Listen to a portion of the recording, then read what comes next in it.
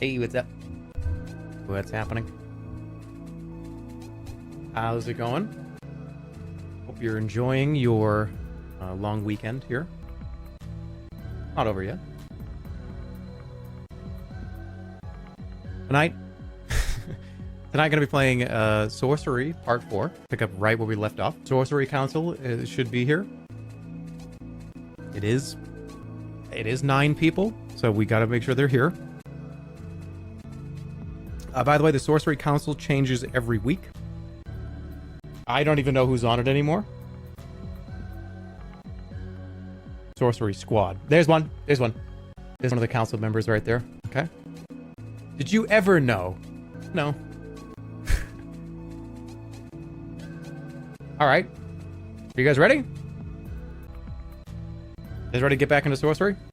I think there's probably going to be another... I'm trying to think of how long this took last time. We've done 3-4 hours stream in part 4. I think it's about 15-ish, 17-ish hours. Which is removing the moments feature. Yeah, we didn't really care too much about them here anyways. Aren't half of the moments on this channel just complete fucking nonsense? I think I specifically did like 7 in a row that just meant nothing. My accolades. We cared. I cared. Oh. Jerma, we cared. Oh. I'm sorry.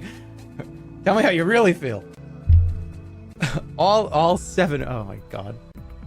They're kind of a pain to get right since you had to put a moment in a 60-second clip. I don't think there was anything wrong with them. It's a cool idea, but I didn't really... I mean, mods would use it sometimes. I did that one time last year. I just removed them all for the month because I thought it was funny. But whatever. Apparently that's going away. That's new news to me. Bro, stop distracting me. I'm writing a research paper, devil spawn. What are you writing your paper about? Devil spawn? That's your question. Yeah, I mean, like, well, how about this? Go do your homework. Go do your paper. I only watch clip compilations. When do you start being funny? Never again. I'm officially retired, so literally never again. So, sorry. You probably have to find some. You're probably gonna have to find it somewhere else. I'm never gonna make a joke ever again. Ever.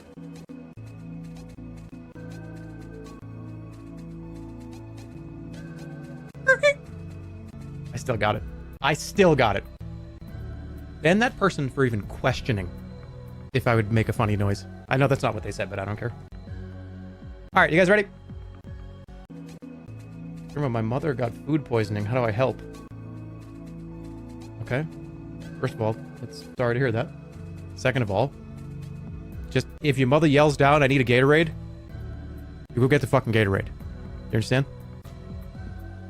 You go get it. Did you see the hard drive article? I did. Very recently. Like that was the last thing that I saw before turning the stream on. It was like, hey, did you see this? Like, oh, I guess, yeah. Yeah, I guess so. I'll tell you, I try not to pay that much attention to many things because I told you, I'm very disconnected from social media. Sometimes I'll just hear, hey dude, look at this. Did you see this picture of your face? I guess. What's the context of this picture? So that's cool though. That's fun. I mean, there are things that what was written about me, you know, my accolades. That's cool with me. If you're gonna write about my accolades, then absolutely, I'd love to read it. Somebody said it. Good. Humble brag.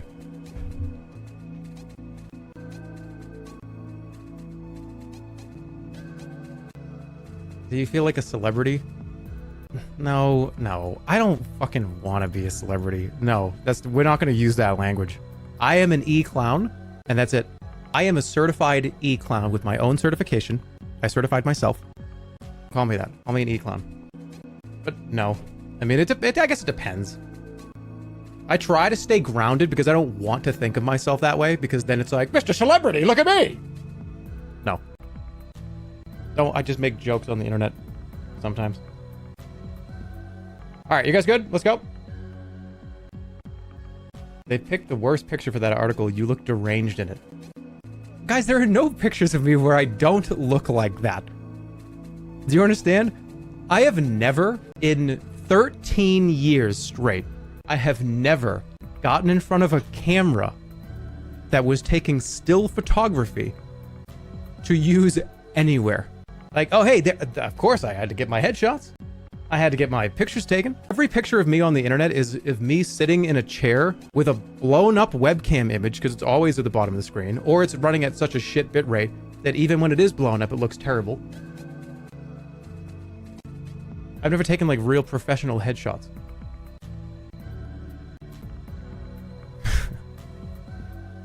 The dollhouse. Yeah, the reason why people used that dollhouse image from like the red sex thing is because that's probably one of the only front-facing pictures I have of myself. That's the only one where the angle is correct for my face. All the other ones are just weird, taken from a webcam. Stop stalling? Hey, I'm gonna stall as long as I want. Your stream is too high quality. No, it's not. Stall more. But it's funny that we've all seen the picture of me leaning back with my mouth open and my teeth showing. That's used a lot. It's funny, like, oh, hey, what do you think of... Hey, here's a picture of Jerma that we're going to use. The one where he's leaning back with his mouth open and his teeth out. And his mouth is just open, sitting back in a chair. But who cares? I don't care. If I cared, I would have gotten pictures taken a long, long time ago. Which one? You know the one. It's the one where I'm leaning, my mouth is open, my teeth are kind of showing. And my head's tilted. My front teeth are showing. You guys know which one, because there's 3. There are 3 pictures of me. It's 2. But anyways, you guys ready? Let's go. We literally don't know the picture. You do. You know the picture. Okay, you ready? What's he talking about? You need to know. Talking about, there was an article that was written about me. It was a jokey article. It was funny. It was on hard drive. They're funny. And the mods got it. And we were just talking about it for a few seconds. They got your job wrong. They said digital clown. It's not accurate. Okay, let's go. It was an 11-minute stall. Oh, that's amateur hour. That is nothing. I've stalled for like 40 minutes before. That's nothing. That's nothing. Okay, here we go.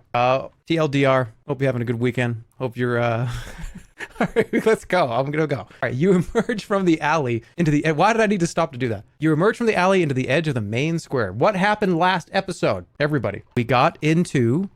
we made it into Izaman. We made it into Mampang. We are now at the steps of the fortress of the Archmage. Such a teacher question. Yeah, I just told you guys to open up your textbooks. So where did we leave off? Okay, in my sorcery playthrough. Would you guys have a lot more fun in school if you had homework based on these streams? You had to come back with like a worksheet filled out of what we did today? I feel like that would be awful. All right, I'm gonna go right into the square. You would be getting a very poor education if that happened. All right, the air moves a little around you, still icy but fresh. You stride out into the middle of the public square where Mampang's inhabitants go about their business. In the center is a huge statue of a faceless man holding a crown aloft. The Archmage. See, let's look at it. Look around. Many people here are simply passing through, but several are browsing the market on the west side. You also spot several guards to the north, clustered around a road that leads upwards. Look at the statue. The statue seems unimaginably old, and yet the Archmage depicted here is definitely holding the crown of kings. Has he been planning this theft for such a long time then? Or is this prophecy a celebration of a day destined to come? Forget what you can do here. Should I give the statue depression? Statue is not an animal. I don't think we can talk to it. Zap it? I don't think that's a good idea either. Can I read the statue's mind? Drawing the skull cap from your pack, you cast a spell. From all around the square come a multitude of... Oh, it's everybody. A multitude of thoughts. You concentrate to pick one out. Nearby monk is shaking with fear. Those red eyes, they are God-fearing, but I fear them. Remove the cap once more. There are guards patrolling more frequently even here. They're patrolling frequently even here. You'll have to be careful to blend in. Okay? I think it's just sus. That's the easy. We're doing sus. Come on. You turn the starlight into alignment around you. A calm voice speaks into your thoughts. You receive a strong feeling trepidation about the alley to the east. Being so near the gates means there is a greater number of merchants and travelers here. The further into the keep you go, inhabitants will become increasingly wary of outsiders. Maybe I can't really do anything with it. What if I go, can I just make a move? Oh shit, all right, now this is important. All right, where are we going? Remember, I don't have any rewinds, so this is important. I don't know if I want to put all these on a pole, but I'm going to pick out a few. I'm going to pick out archway. So in here, this building here, I'm going to pick out north side. So archway, north, or the market. So we're going to go up north, which goes up here. East goes into this archway, or west to the market. We can get a poll. If one of the moderators can do that, please. It would be awesome. Okay. Markets are always fun. They are always fun, but what's in this building? I got a raspberry tea tonight. Anybody was keeping score. Good. Go to the bathroom? I already did. Why would you... Okay. Oh, what are the poll? The options are north, archway, or market. A lot of decisions to make. Go pee. I try to go empty my ladder and other areas before stream because I don't want to have to get up. I want to be able to sit here for at least an hour or two. Did you phrase it like that? I don't know, because people are weird. Because if I said, well, you see, what I do before every stream is I take a shit and I empty my I piss. Someone would be like, oh, he said these words, I'm going to clip it. Shit his pants. He said he shit his pants today. That's a lot more normal. Hey, thanks for the clip. You're welcome. Paranoid. I mean, I'm fucking around. All right, where are we going? Market. Okay, let's go. The market is busy with traders and stalls, a city in miniature. The market is not as large as those you encountered in Kare. Still, it bustles with life. Even in Mampang, people need to go about their day. All right, let's go to the stalls. Most of the stalls are mundane, roughly made household goods and some trinkets. Despite the number of shoppers, there are in fact very few goods. But as you wander the stall stands, you do spot a weapons dealer flaunting his wares and a bent-backed peddler with unusual items spread on a cloth. All right, weapons dealer or the peddler? I have a bunch of I have great weapons right now. Get the trinkets. Oh my God. That's what I was thinking. You need to chill. Peddler smiles as you approach, and he gestures across a motley collection of objects laid out on a blanket. There's chipped pottery, dull knives, and empty picture frames. The man is not old, but a hard life has aged his looks. Junk, fuse, and memorabilia. All for the discerning customer. Where are you from? Shores of Lake Akla originally, but that was long ago. I took to wandering at a young age. Finished up here. Not what I hoped for, really. Oh, I can sell stuff. I sell the gems. Why are you selling junk? He cackles, which ends in a tremendous coughing fit. Oh, you know another person's treasure, right? Some of these can be used for magic. I'm no sorcerer, just a man with a good eye for value. I've learned that there are those out there who know a worthy purchase when they see it. How did you come across these things? He points to a dried flower. That I found in the back pocket of a sleeping werewolf. This glue I won from a man in a contest of riddles. And this mirror I found dangling from a tree in an ancient swamp. You are quite the adventurer. In my youth, I was many things. An excellent dancer, for instance. I fathered 47 children by that particular skill. He scratches his nose. Gonna buy anything? 47 children. Okay. Scrutinizing his assortment of junk, you can see few items that would be useful to you. 47 children. Being a good dancer. Did somebody said it right? Yep. But he said puzzler. The puzzler. In every state, in every country. What do I need? I kind of have everything I need, but maybe the mirror? You pick up the gold-backed mirror, admire yourself in it. The peddler smiles and hands over the mirror. It still may smell of swamp. It's 48 gold pieces. It's too expensive. You replace it on the rug. That is way too expensive. Why do I have to pay the amount of children he has? Gold pieces. That's weird. What about the gems? Do you buy as well? I have gems for sale. Gems? No point in me buying gems. What'd happen if I put them out on my rug here, do you think? Did I make my money back? I don't think so. Who might take them? Yeah, try Hummingbird, the weapons dealer. He's nuts. He waves at his wares again, his previous grin returning. Okay. This is kind of unfortunate. Blimberry potion. You lift the vial of potion carefully. Fresh, the peddler says. Oh, fresh enough anyway. Goes for 30 gold. Yeah, what is going on here? Why so much, you inquire? Shrugs. You seen any blimberries around here? You put it back. Okay, but this is all going to be too expensive. Yeah, a giant's tooth for 39 gold for one giant's tooth? No. What about the glue? Careful not to spill any. Peddler says as you lift the vial of glue. 24 gold pieces. You smile weakly. You put it back down on the map. You decide to take your leave. The peddler wishes you safe travels with a wink. Okay, well, that guy was not very helpful. The mirror probably was worth it, but let's go sell our gems. Approach the weapon stall. The trader is extraordinarily thin. He might disappear if he turned sideways. Welcome, friend. The army has procured most of my goods, but I have a few items left to sell from my original stock. You buy gemstones? I might, may I see? Perhaps a trade in kind? I'm gonna run if I give these to him. Gems for a sword. I'm not letting him see them. Gems for a sword, you ask? How about this? He lifts a cutlass from the mat. It really is my finest blade. Strong, supple perfection. Where did you get it? Washed up in the fountain of the merchant's yard. To my very great surprise, the fountains are fed by rivers. I suppose something must have sunk somewhere once upon a time, or else someone dropped it there by accident. Is that any good, though? I don't think I'm doing this. He stole it off a corpse. I mean, it is episode 4. We don't have very many other places to spend this stuff. We are at the last episode, so can't take it with us. So I don't know if there's another opportunity to get rid of these gems. There might be. I don't remember. Stop buying so many swords. You're like Finn, but worse. I do have a lot of weapons. That's true. How many do we have? All right, if we have more than 3, I won't buy it. 1 sword, 1 long sword, 1 assassin's sword, 1 blessed hardwood spear, 1 chopping knife, 1 hefty arrow, 1 hewing axe, 1 chakram, and a silver chain. This is more than 3. This is way more than 3. This is a lot of weapons. You're right. Okay, all right, you're right. Okay, don't buy the sword. I don't want it. It's not what I want. You shake your head. It's the best blade I have, and I don't have enough gold on me to buy them outright. Sorry, friend. No deal. What do you have? Is there anything besides weapons? I mean, it is the weapons dealer. What do you have? I can see you're a seasoned one, so I won't waste your time with the lumps the common soldier gets stuck with. I have this broadsword, which I can let go for, say, 15 gold pieces. And the best sword in my possession is this cutlass for 600 gold pieces. Of course, at these prices, you are practically robbing me, but then so has everyone else in this place. 600 gold. It was a +6 cutlass. What? Your prices are too expensive. Shakes his head. This is the best you'll find in this fortress. I am nearly destitute thanks to Nylock. I cannot go any lower. 600 gold pieces? Somebody said go back. There is no going back. There are no more rewinds. We have to live with whatever happens here. This is no ordinary cutlass. The edge is unbreakable. The weight is perfect. The blade cannot be dropped or slipped from the hand. It cannot miss. This blade will make you all but invincible. Oh, spit in my...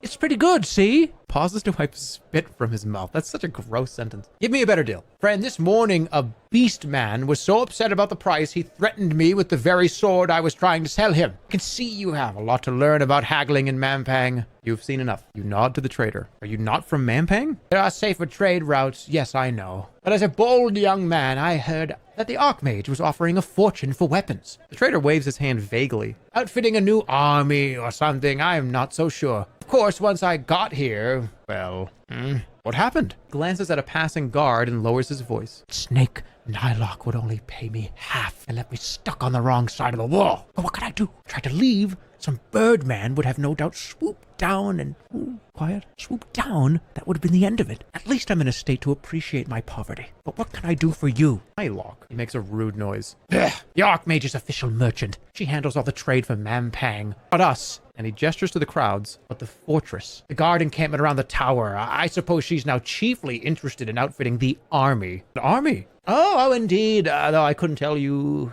who they're supposed to be fighting. Everyone outside the walls is now dead. Or so they say. Now, are you going to buy something, or are we to simply chatter like a Clattaman's grandmother? Farewell. Well then, do come back. Everyone is dead. Oh no.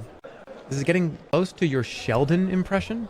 Well, my siblings were very interesting people. My sister, at dinner one time... Oh shit, it is. All right, let's go to the tents. Hold on. How close to Bugleberry is my Sheldon? There was a time, my sister, there was a time, there was a time.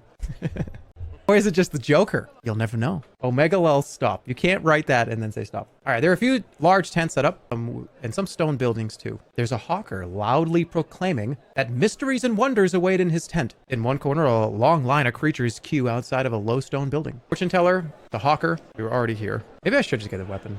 Fortune teller? We need food. Yes, we do. Let's go to fortune teller. I love that, by the way, though. I'm not sure if you could hear it. You join a long line of creatures outside the low stone building of the fortune teller, waiting with surprising patience. Now let's talk to the creature ahead of me. The creature in front of you is a hobgoblin with long blonde hair and 2 protruding hooked teeth. Why is everyone waiting? You ask. You don't know? Why are you waiting here if you don't know? I saw the line. So you just joined? Well, I suppose when I first joined the line, it was for the same reason. But it seems so long ago now. How long have you been waiting? This time, a few hours maybe. What do you mean this time? Well, this isn't my first visit. No one visits wide, only once. Did you say wide? That's right, fair and wide. The great seer of Lower Mampang. See? You have heard of him. She pauses to scratch her chin. If you don't mind, I'd like to get back to waiting. I saw something over in chat and I have to say it because it was very funny. Somebody said wisdom teeth voice. Okay, I get it. Come on, I'm acting here. All right, I'm gonna wait. You wait. Thin creature emerges from the building with a curious half smile on his face. The next creature, a dwarf, enters. I push to the front. No, we're gonna wait. You continue waiting. Nothing happens. You wait. You continue to wait. And the dwarf emerges. She too has a curious half smile on her face. Black elf goes inside next. You wait. You keep waiting. You wait. Wait a little longer. You damn it! I didn't mean to do that. I clicked the wrong thing. Step out of the line. The creatures who have joined behind you hurry forward to fill the space. And as they do so, you see it is the thin creature whom you saw coming out of the building. He has rejoined the line directly behind you. Return to the line. Shit. Go back to the line to rejoin. To your surprise, the creatures shuffle back to let you slot into your previous place. The hobgoblin you spoke to before even spares you a faint smile. What? Wait. The black elf emerges looking furious about something. A wood golem enters the building. You wait. Creatures in the line stir a little, but no one leaves the queue. Wait. You keep waiting. You keep waiting. The wood golem emerges looking furious about something. A goblin goes inside. Wait. You wait a little longer. The creature in the line stir. You wait. A goblin emerges looking furious about something. The hobgoblin is next. Wait. You keep waiting. Keep waiting. You wait a little longer. The hobgoblin emerges looking furious about something. A guard enters the building. Wait, keep waiting. The guard emerges looking furious. A small moth child goes inside. Does this matter? I forget if this matters. I don't remember. You wait. The creatures stir. You wait. Small moth child emerges looking furious. Everyone, okay, the first 3 people were happy. The next 6 people have been very, very mad. Hold on a second. Okay, thin creature emerges from the building. A smile. Okay, a thin creature, smile. Dwarf, smiled. Black elf, angry. Everything has been angry. Okay, let's keep waiting. Wait a little longer. Keep waiting. The rat-faced orc emerges looking furious about something. A one-legged dwarf enters the building. Okay. A lanky guard goes inside. I feel like patience is going to pay off here. I don't remember what happens. Okay. Black elf is next. Did I not get to go? Wood golem enters the building. How come I'm not? I got passed in line like 3 times. A goblin goes inside. I'm being toted in Mario Kart. They're lapping me. You wait. Hobgoblin is all right. I don't know. Should I just go for it? No. Wait. All right. I need a poll because I don't know what to do. If it were me, I would have pushed to the front, but I don't know. Yeah. Well, we need a poll. I can get this one. It's quick. Which one? Wait or push to front. Here we go. Which way are we going? I think I know where we're going. You need to wait your turn. Be polite. Be polite. I'll wait all fucking day. It's a great comment. You know, that person wrote that. I'll wait all fucking day. And you know why they said that? Because they are ready. They've got food in front of them. They've got a full drink. They're comfortable in their seat on the couch maybe. They're ready. They're locked in for the long haul. Hey, I'll wait all fucking day. They take their phone. They put it on silent. They put it face down. I ain't taking any calls today. All right, we're doing this one more time. Guard enters the building. Keep waiting. Keep waiting. A small moth child. I'm getting lapped again. Waiting again. Rat-faced orc. Wait a little longer. A large dwarf enters the building. Okay, push to the front. I have to do one more cycle of this. 77% of you said to wait. That's a lot of people that said wait. All right, I'm going to click wait 10 more times, then I'm pushing to the front. 2, 3, 4, 5, 6, 7. I definitely have to push in front of somebody specific, and I don't know who. Should I push in front of my hobgoblin friend that I just made? Who should I push to the front in front of? Leave the line, Giga Chad. After all that, you don't even ride the ride. Just get in line at Disney World, wait till I'm about to get called to go into the cart, and leave.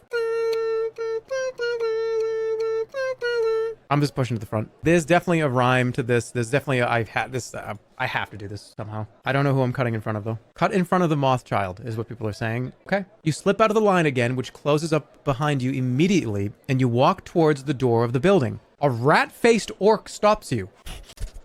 What do you think you're doing? Get out of my way. I heard the teller's name is wide. I want to see if it's worth waiting for. I don't know. I wouldn't want to pick a rat-faced orc. I want to see if it's worth waiting for. Oh, it's worth it. This is my 13th time. But how come I can't get in? I've been passed 10 times. You know, I heard the teller's name is wide. Is that right? So what? Come in there. All right, I'll get back. I'm going to rejoin the line. I'll get back in line. You wait. A rat-faced orc is next. No, okay, I know what I'm doing. I'm going to cut every single person till we get the right one. Okay, here we go. Wait, uh-oh. Did I actually miss the opportunity? I can't push now? Really? Do I actually, is the whole thing screwed up now? All right, 10 more clicks and I'm done. Wait, talk to the thin creature. You turn to the thin creature. Didn't you just go in? Yes. So why are you in line again? Haven't you been inside yourself? Oh, You'll understand once you've been inside. Wide explains it better than I could. what did he tell you? Thin creature shakes his head. It's too personal to share. Besides, without knowing the answers to the previous questions, you wouldn't understand, I think. And what will you do with the answer? Choose my next question. I'm getting close to my true calling now. I can feel it. How many times you been in there? That was my 15th visit. Every time the future becomes a little clearer. I see real potential now. I could become almost anything. I'm almost giddy with excitement, but I'll have to wait, of course. Please, I need to contemplate my next question. Why do I have to wait? Why can't I go in? Why are people just passing me? God damn it. You walk by the hawker who is plying her trade to the crowd. Shit. Examine the wonder stone of secrets. Marvel as it speaks, advises, and prophesies sizes. Approach the hawker, who points right at you. Now here is a discerning patron of the weird and wonderful. Will he enter and experience the mysteries that even our best magical knowledge cannot explain? You're a fraud. The tone of the accusation barely registers with the hawker. Oh, friend, I commend you on your skepticism. We should not believe the words of strangers. We should judge with our own eyes. And that is why, just for you, I will allow an intelligent traveler such as you to experience the stone for only 2 gold pieces. What is it? She puffs herself up. The Stone of Secrets is an incredibly rare artifact, discovered deep within a lost cave many moons ago. It is the only stone in the world which can speak. It is not powered by magic, but a strange alien force unique to the old world. The greatest magicians of our age have examined it and walked away confounded. It's only $2. Where are you from? You ask. I'm a proud daughter of the 8th slum, but they say my family were once great travelers and traders, crossing the whole of the old world. Can you imagine such a journey, Trelawney? Oh, she nods. Indeed, it is but a journey beyond all imagining, especially for one without, I might say, the traveler's blood. But the tales my stone could tell you now. Rubbing the stone. I will pay. Pay the fee, and the hawker beams, her gaze already slipping past you. Here is a brave soul who has chosen to embrace the mystery and wonder. Who will follow him? It's $2, whatever. If I walked through here and it was a jump scare, I'd be like, it was 2 gold. I don't even care. Inside the tent is a dim and cramped, very like that. A large stack of boxes sits to one side, a cloth draped over them. Other curiosities, no doubt, that the hawker has shelved in favor of the more profitable stone. Search the box. Let's do it. Begin to rifle through the boxes when suddenly you are stopped short. Then a voice booms through the tent. I don't know who this is. It's going to be pretty generic. Analander! A familiar voice. The voice is familiar, but quite impossible. It is the booming tone of Shadrach, the hermit from the Backlands. This must be a trick. Alas, no trick. Replies the voice happily. Fairly poor outcome for me, I'll warrant, but no trick. Shadrach? Yes, it is I. It is good to see you again.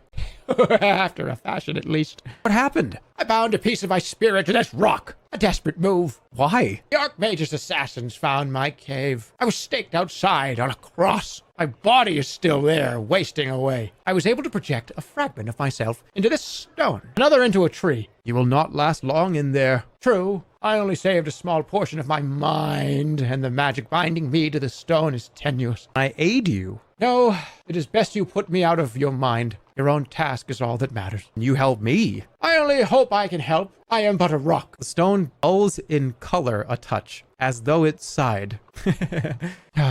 But all I have learned of Mampang has made my heart heavier. All right, what do we got to get some questions answered here. Beat the Archmage to death with the Soul Rock. Okay. make that happen. Okay. What secrets does Mampang hold, do you ask? The greatest secret are the vaults of Manpang, buried somewhere beneath the city. They hold the treasure of the fortress. They are heavily guarded. What do you know about these vaults? The stone would shake its head if it had a head to shake. Nothing. But the crown will not be in any vault. It is too precious for that. How do I reach the Archmage? You must enter the sorcerer's spike, but its doors have never opened. They were made by the necromancer Throbin, locked in 3 ways and then sealed in a 4th. The last seal was a bind that required he took his life. But the only power that can defeat the crown lies behind those doors. The rock rattles and then falls still for a time. I am sorry, Annalander. I lack the strength to continue speaking. Body has already failed, and my spirit cannot stay anchored to this rock forever. Keep your wits about you. And know that I am proud. The rock stills as Shadrach's voice fades. Shadrach, what the heck? Masterclass actor.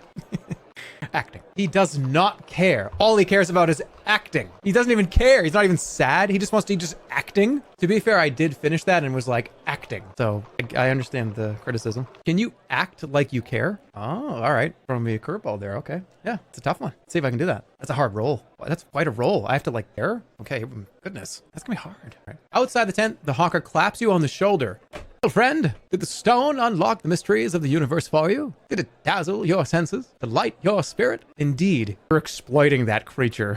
But he's dead, so I don't know. Just walk away. You walk away without a word. All right, am I getting that weapon? I think I have one more opportunity to get it. You return to the stalls, noisy with the sounds of aggressive haggling. Nearby, a fight breaks out over the price of cloth, but there's nothing more to be bought. Is there anything else that I missed? No opportunity to go this way. Let me check. There is not. All right, so we have to go back to the square. You head away from the maze of stalls and shops. Which way now? All right, we're gonna another opportunity. There is the west side, which I'm imagining takes us through here. On here, I'll give you a bigger picture so you can see again. Are we staying west? There's also this here. There's this here.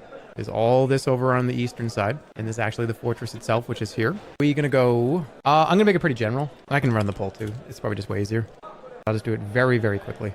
West, north, east. Where do you want to go? Yeah, for more complicated polls that require a sentence or so for each answer, or at least a few words, and yeah. But in like the 10 seconds of stream delay it takes to communicate it, I think it's easy for me just to write it. It's kind of... Could go either way. He's on the road to retirement, and he learned how to do polls. I've also been very on time since talking about that. Good job, Peepaw. All right, we're going west. We're going to stay on this side. You hit him with the Peepaw? What? You hit the dude with Peepaw. You hit him with Peepaw? Is that, I don't know, is that like bad? All right, here we go. An old beggar woman lounges against a well nearby, watching people come and go from the market. Wider road leads west into a rundown area of the city. Clouds rumble as they roll across the dimming sky. The beggar, let's go to the beggar. You walk over to the well where an old woman, little more than a bundle of rags, sits. She does not look at you as you approach. Look at the woman. Her face is obscured by a shapeless hood. She rarely acknowledges anyone, not even holding out her hand for alms. Greet her. Greetings, old woman. You declare. I think I remember this one. I remember this. This is a very old footage. Those that know, they know. Looks moldy. I think back in 2016, this clip was like I think the first time that a clip on the channel really like, oh, people watched it. There's a lot of views on that clip. I remember that was kind of a like, holy shit, there's a lot of views on this clip. 2016. All right, but anyways, we can be nostalgic all we want. Let's continue. He's reminiscing. Her voice when she speaks is raspy, barely above a whisper, and her eyes, when they meet yours, are a smooth, glossy black. There you are, my love. Found you now. There, an old blind woman a coin. Left by a crust of bread. Here, you can have a coin. You toss a gold coin into her lap, and she rocks back and forth, grinning. You have made me a happier woman. Bless you for helping me live out my last days. I'll love anything else for an old blind woman. Who are you? Well, now, my love, most call me Ergophilia, but you can call me Javine. It is my prettier name. And now you are a beggar. I was a healer before, but now I beg. I sit here every day with little to pass the time, with the tormenting I receive from the sight masters. Sight masters here in Mampang? Surely she must be mistaken. Can be no sight masters here, you assure her. Know about them, do you? Next you'll be telling me you're the Annalander you are. I am. And fresh-faced young beauty am I. Those sight masters, they're like a pox on me. One lacking sight is a source of much curiosity to them. Half of them want to kill me, and half of them are in love with me. And those halves aren't entirely separate halves. The ones from my homeland were honorable. These may be the outcasts then. You just have to say. What happened to your eyes? Well, you don't waste time with pleasantries, do you? I'll tell you my tale. I was called on by the Archmage himself to examine one of his creation. The Archmage makes creatures, you see, of all mixtures and kinds. This one was a mucousy, slimy sort of a thing called a mucolytic, if I remember. A miserable thing born totally without fear. They're almost deaf and speak only in whisper. How does the Archmage make such creatures? Why does the Archmage do anything? Why does he sleep for 100 years and wake up to measure the positions of the stars? If I knew the workings of his mind, I would have twisted them to my own end years ago, but I don't. What a lovely chat. I so rarely get to talk these days, love. Come back any time, especially if you slay one of the sight masters. Like this. I have killed a sight master, you lie. You're a silver-tongued one, aren't you? Know all the right things to say, but it's no good. I'm not stupid. I got sight. You leave the woman huddled by the wall. The well.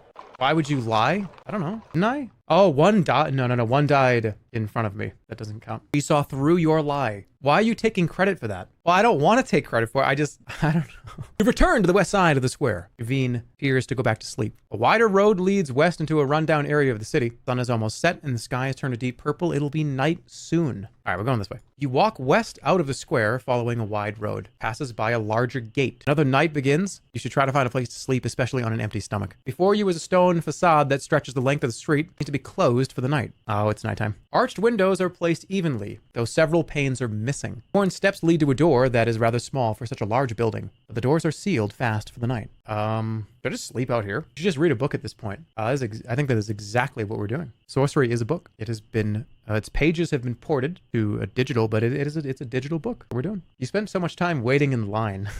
I'm gonna keep going. I feel like that's not a safe place to go. Road curves along the edge of a tall stone wall, eventually reaching a low metal door. The moon moves slowly across the dark sky. All right, we got a door. The door is made of thin strips of metal riveted together with a few gaps and holes between the plates. Peering through the holes, you make out a sea of waving grass stalks, tall and clearly half wild. You push at the door and are surprised to find it is not locked. It is, however, heavy enough that it swings shut when you release it. But better sleep when you can find somewhere safe next. Oh shit, wait, that was for this. I don't think we sleep in a field. Unironically, you're the type of person to close your eyes while shooting a gun so the noise doesn't hurt your ears. You don't know anything about me. Come on, dude. Well, how do you even know that? That was a deep cut. You don't like the sound of tape. That's how we know. All right. Me not enjoying this. We're going in the field. That touched a nerve. Yeah, because you know why? Because I don't have a rebuttal. You all know that I have one. I just can't give one. I can't give a rebuttal. Because, like, how do I prove that? I could tell you it's not true. How do I prove that me acknowledging that person's criticism means I have to, how do I prove that person wrong? It's a no-win scenario for me. I have to dodge the axe. I do. I gotta dodge that axe. I have to go to a shooting range. What, to prove that I don't close my eyes when firing a firearm? That's that important to you all. It is this important. I have to prove it. I don't want to do that. I don't want to go to like a shooting range. All right, I'll write it down. Just because I wrote it down doesn't mean I'm going to do it. It just means I'm going to think about it. I'm just going to write it down. It's never happening. But just know that it's made it past the barrier if I wrote it down. Okay. You slip under the archway into a wide field of wheatgrass. Each stalk is taller than you stand. The heavy door slams shut behind you. That's not good. You look over the door. It's solid, but seems in good repair, as though used fairly frequently. Does not appear to be locked. I'm just going to move through the grass. Inevitably, I want to be here. You walk on through the long grass. Something large slithers over your foot. Hopping back, you see a large snake disappear into the wheat. No, back away. Back away from the snake. The stalks close around you. Where did it go? You can make it. Why did you emphasize large so heavily? Because it was in, it was like bolded. It was like in italics. Stride onwards through the field of wheat. The spire stands in front of you, as high as an ancient tree, but impossibly thin. How can it stay upright? At the base is an opening just large enough to enter. Look up. Let's see. Spire is built from tiny stacked stones into a low, pointed tower. It is clearly old and somewhat poorly maintained. A low door at its base, though it hardly seems large enough for a person to enter. You could venture inside the dim space within the narrow spire. It should provide a safe place to sleep. Okay, well, we're going in. Weak moonlight filters in from above, but the ceiling is shrouded from view. There is no floor, but the grass underfoot is pale and short. At the center of the room is a small shrine, a cut stump of wood on which stands a tiny clay idol. I'm going to pick this up and I'm going to get smushed. Search the space. You investigate around the shrine, but find nothing except a rotten ladder bolted to one wall, most of its rungs missing. What about the shrine? You approach the shrine, a hefty tree stump. It has been carried here and carefully cut and sanded. The idol on top is unpainted clay. Pray at the shrine. Ooh, what's the idol? The idol is small enough that you need to squat to see it. It is roughly made with pits and defects. It is human-shaped, clutching a sword that points towards the ground. It lacks a face and is unnaturally cold to the touch, as though it drank your warmth. It's either pray and get a new god, or maybe this is not a good thing. Pray, leave, alone, destroy. Which one? Because I really don't know. It's gonna be that god of gods asshole again. This sounds like an evil god. I don't remember. Oh, maybe. What gods are left? I think there's a few here in the 4th game. All right, well, it's gonna be pray. Pray at the shrine. Let's go. You kneel down to pray at the shrine. Your mind empties, and you hear whispering from far below. The earth shifts slightly as the empty heavens recoils from the presence in the narrow room. Words are coming unbidden to your mind. Whisper the words. You murmur the words in your mind, and they grow thicker and faster, turning from trickle to torrent. There are prayers for suffering, safety, for rain and sun and dry lands. There are words for a ruined world and the words for a breaking bud. There are tumbling seasons and birds in flight, stars in the sky. The spire in which you stand seems to extend in height, as though its tip touched the sky and its base lay at the center of the world. Gone. You murmur onwards, but despite the extent of the space your prayers have created, no voice enters it. No voice replies. This place is empty. Your words dry up, spent, as the earth shifts again. The spire is once more silent. In its place there is nothing, only silence. Your maximum stamina has increased. 24. Now we go to sleep. This place seems safe enough. You lie down and gratefully close your eyes. Your sleep is not without interruption. In the dead of night you are stirred by a bright light playing over your eyes. Look. Lift your eyelids a crack to see a brilliant bright glow radiating from the idol on the altar. It pulses like a breath. Your breath clouds in front of your face. When did it become so cold? I feel like we keep watching. You watch, and a worshiper arrives. A hunched figure scuttles into the chamber to crouch before the idol. They've not noticed you, or else you are unimportant to them. They're whispering to the idol, voice soft and pleading. Excuse me! I think I'm just gonna lie still. You wait, regulating your breathing to appear asleep. The figure continues to whisper at the idol, their words becoming increasingly frantic. They stop mid-sentence, holding back a sob. After a long pause, turn away from the altar, struggling to their feet. Greet the figure. You open your eyes as the figure passes the end of where you lie. Greetings. The figure gasps. Lender, you are awake? Shing! Not me. You know me? Do you know me? You ask, your voice is calm in the gentle darkness of the spire. The figure chokes a sob. I've always loved you. How could I not recognize you now? Does the figure lie? You cannot see the eyes below the cowl, but if you could, they'd be sobbing. What trick is this? You ask suspiciously. The figure shakes its head. No trick. I cannot control my heart. I was made to love you. Come over here where I can see you. I yearn for you, the creature replies plaintively. But I love you too much to do what I was made to do. A single tear catches the light as it rolls down the figure's cheek. Why are you crying? Like, who are you? Oh, Annalander, I prayed for a vision of you. What I was told. Oh. Tell me. You will die here in Mampang. Oh, it's awful. Before you ever reach the great doors of Throban, you will die. Get out while you can. The figure... Why does this turn into Don Knotts? The figure is shaking its head sadly. Oh, you will die over and over and over again. That, the figure rushes out into the night, sobbing and wailing as though their heart were breaking. The remainder of the night passes in uneasy sleep. You sleep and you do not dream. Who is this person? Who the fuck was this person? You gained some max stamina, lost some gold, and searched the wheat fields, and you spoke to Shadrach's stone. The Archmage is unaware of you still. That was not Flanker, though. Okay, you hurry to your feet. Let's get on top of the ladder. You attempt to scale the ladder, but there are too few handholds, and the ladder is far too old to be of any use. Even if there was anything worth climbing up to, you leave the spire. Sun breaks over the eastern wall. I wonder how differently that can play out. Oh, I'm gonna go this way. I'm curious about this. You pace on through the tall, swaying stems. Stalks break and crack around you as you walk. Go to the ruins. Any thoughts on banana bread? Beautiful. Wonderful. Fantastic. It's great. I don't like bananas, but I like banana bread. It's so funny because a regular banana would put on like B or C tier, but everything made with banana is S. Banana bread, S. Banana pudding, banana cream pie, S. S. Regular banana, the fruit, it's a B or an A. It's a B. But I love all the things you make with banana more than the actual fruit. Banana muffins. Oh yeah, that's S tier. It's A at least. Where did I put it when I did the fruit tier list like 3 years ago? I think I put it pretty high. I think it was like A or S. C. Bananas that are about to turn brown are S tier. Oh yeah, a ripe banana is the best thing to put in a smoothie. Okay, let's keep going. All right, the grass here is strewn with rubble and rocks, which make the going difficult. The blocks have fallen from the outer wall, and a sheer drop beckons to the west. Search the stones. You search through and around the stones. Eventually, you come across something, a human arm bone underneath one large block. Presumably this is unfortunate. It was standing below the wall when it fell. Move back from the edge. I'm not messing with that. I guess I could jump off. You walk on through the field of wheat. Is anything out here? I'm gonna check. I feel like there probably is. You stride onwards through the tall, swaying stems, then suddenly you stop. You've seen a prone form lying in the grass up ahead. He's proning, looking at me. Have you ever had an unripe avocado? Yeah. Yeah, it's always a painful experience when you like, is it ready? You open it? Fuck, it's not. I'm gonna read this thing's mind. You gotta become an avocado whisperer. It's not ready. It's funny, if I pick an avocado, it's awful. Ollie picks an avocado, great. I can't do it. Can't do it. Every time I've tried. Avocado salsa tastes like radioactive waste. No, it does not.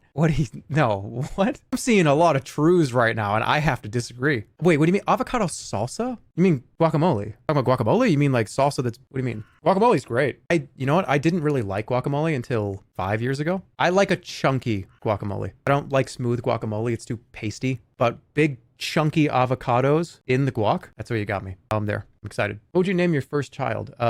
Bill. Okay, you weave the spell, pulling on the cloth. Let's see. Thoughts rise up from the sleeping figure. It is dreaming of scratching its nose. Okay, this is person's asleep. Poor kid. What's wrong with Bill? You got a problem with Bill? You got a problem with Bill? The name Bill? How many Bills in here just got fucking pissed at you? How many Williams are here right now that are like, excuse me? Why are they truing this? Yeah, what the hell's going on here? Bill is an epic name. Yeah, thanks. Okay, we're not going to talk about food. We're not going to talk about Bill. We're not going to talk about Bill or food. We're going to play sorcery. Okay? You have another kid going to be Ted. Bill and Ted. Can I write it now? Can I write it? Okay. That's my reaction. Do you know what I mean? Like, you guys do it. I'm going to do it now. Okay, let's go. Okay, you weave the spell. Okay, the sleeping. Let's keep listening. You keep listening. The dream intensifies. It is now cleaning the inside of its ear and gently stroking across the top of its head. Both actions are giving the creature ecstatic pleasure. You remove the skull cap, feeling somewhat sullied, and the spell fades. What is going on? Okay. The figure is a strange creature with long, flat-bladed arms, a little like the curious farmers you saw in the fields of Lower Kare. The figure is fast asleep, an empty wine skin by its side. Should I go up and wake the figure? I'm waking him up. You shake the figure on the shoulder until it opens its eyes. Instead of yawning, it lets out a series of small chirps. You're right. I should probably get back to work. Is that a bird or an ape? Who knows? You look over the creature and it stares back at you. Large teeth barred in what might be a smile. Its eyes are glossy like an insect's. You see a harsh reflection of yourself in them. Who are you? What an odd question. I'm me. As you speak, the creature idly shaves off some grass with a blade. Where are you from? Are you natural? Do you live in this field? You live here? Usually sleep here. But sometimes I sleep closer to the market where I get some food. Are you given a wage? You ask, puzzled. A woman gives me apples and water in exchange for my wheat. This conversation is oddly like talking to a plant. Are you from here? I have always lived in this field. What a coincidence! Me too! The creature beams up and sits up. Oh, it's so nice to sit with a human. Most avoid the fields or spit at me and call me a name. Now, what is it? What is it? Greek mutant friend. Friend? Friend. I've never heard that word before. And he picks his nose with the blade tip. I think the Archmage made you. Perhaps it is a jest. Has the Archmage been selling your type to Kare? We'll go with the middle. Perhaps it is a jest. They usually don't stay around long enough for me to find out, but they're laughing as they say it. Creature bows its head to you. Every day I just spend time with a human who come by here and most ignore me. Perhaps could we play a game of Swindle Stones or a drink? How about a drink? Swindle Stones? A while since we played Swindle Stones. The farmer counts out 4 dice each and takes first bid. Okay, so 4 each.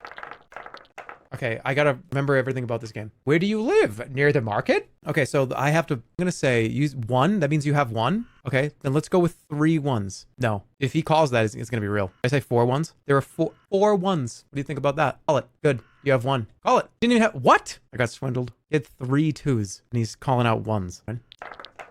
How is he rolling the dice? Good question. Okay. There are 2 2s. There are 3 1s? Shit, that might be accurate. I dare say 4. Should I say 3? No. I think he's got me again. Fuck, got me again. I'm rusty. I haven't played in like a year.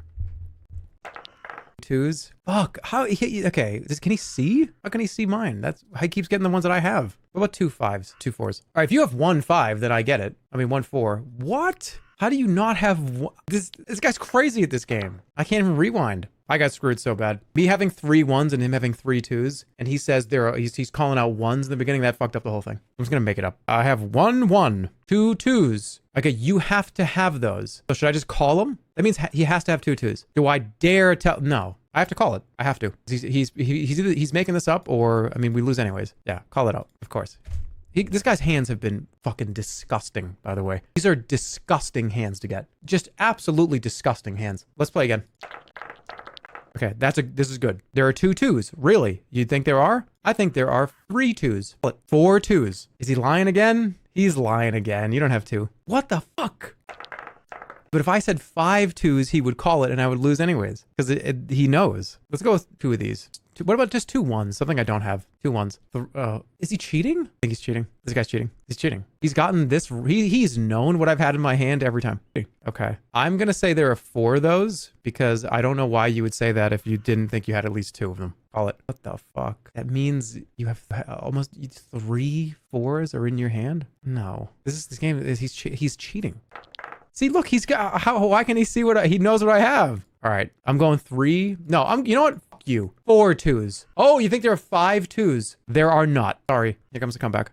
You need to relax. It's just a game. Stick to talking about fruits. You're not very good at this. Hey, I'm a little rusty. I'm doing fine. All right, this is good. This is good. This is huge. This is a huge deal. So I start out with 2 3s. Okay, I'm going to say 2 3s. And it's going to ruin everything because now he's going to say 3 3s. He's cheating.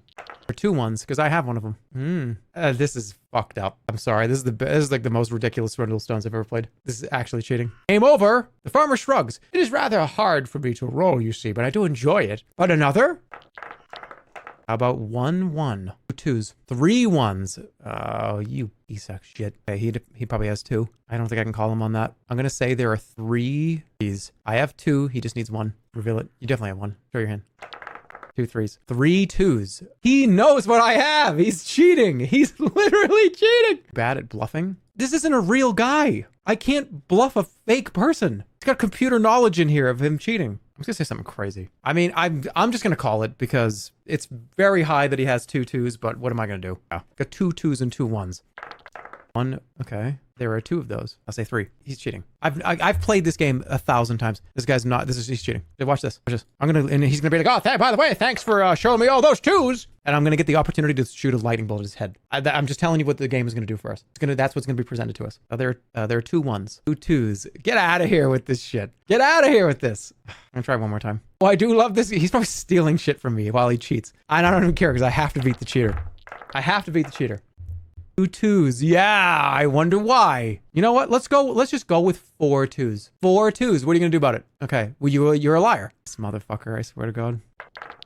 How about just 1? 1 5 1 4 2 4s 3 3s. You might have 1. Oh, okay. So that means you have 2, but I don't think you do. I mean, we'd have 2. He gets 2 of these every time, and then he always calls. He always says, "Hey, what about the exact thing that you have?" Yeah, all right. I am all right. I'm zapping this guy. I don't care what I get for it. 3 2s. Yeah, because you're screwing me over.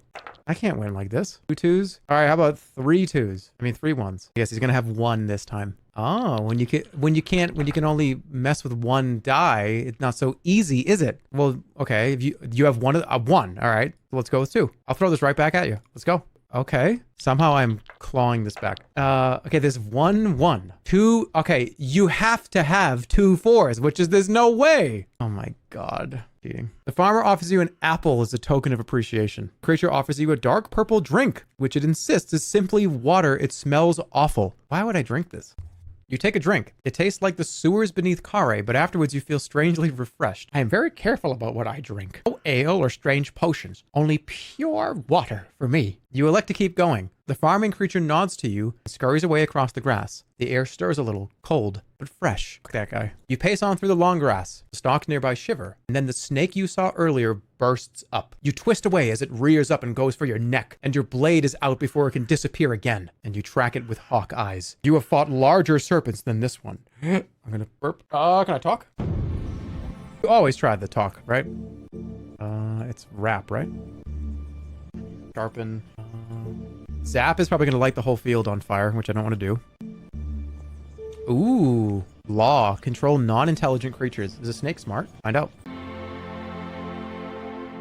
Consulting the stars, you bind the magic. The creature stops in its track, its will now bent to yours.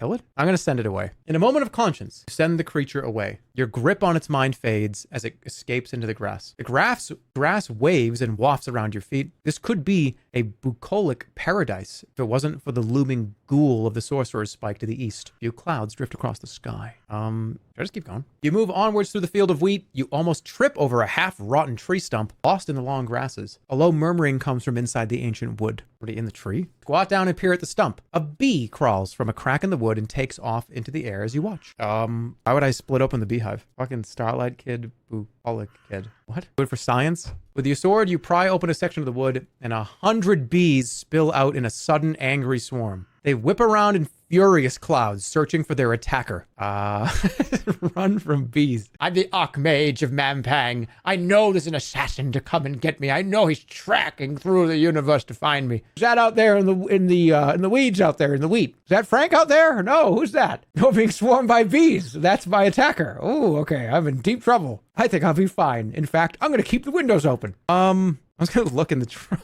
You swat away the swarm as best you can to look inside the trunk, where you can see a huge supply of beeswax. Bees seize their chance to surround you. You fall, but stagger quickly back to your feet. The stings are oversized, like the plants here. You feel the poison causing stiffness and rictus in your body. You must keep moving. Reaching to get some beeswax. You scoop out several handfuls of beeswax, enough for 6 or 7 spell castings. The slightest hesitancy is enough for the bees to catch you. You gasp with pain. There is no time to waste. Run. The bees are right behind you. Open your arms to cast a spell and the bees attack. You fall, but scramble quickly to your feet. You must keep moving. Uh-oh. I have to go this way. You run forward, the swarm hot on your heels, and the swarm of bees catches you, stinging viciously. You gasp and bat at them furiously. You wail with pain. You cannot take much more of this. There is no time to waste. Bees do not slow or stop as you rush forward. You stand in the shadow of the inner wall by a heavy metal door. The door is closed. Open the door. Oh, I'm dead. You try for the door and find it open but stiff. The bees reach you. The impact of 100 stings is too much for you. You succumb to the sound of 100 furious bees. Then, after some time, you awaken. The sun disappears, heading towards the horizon. You ache all over. Where am I? You lift your head, relying on a pallet. Be careful. You were very badly wounded before we carried you here. Who are you? We're a friendly order. Rest now. Figure bows its head and slips you away. You pass out once more. Night has fallen. You need to rest, especially on an empty stomach. More time passes. How long have you been here? Up. You struggle to your feet. You are in a monastery, it would seem, in a dormitory. Make your way slowly, staggering up a short flight of stairs. Oh, I'm sorry.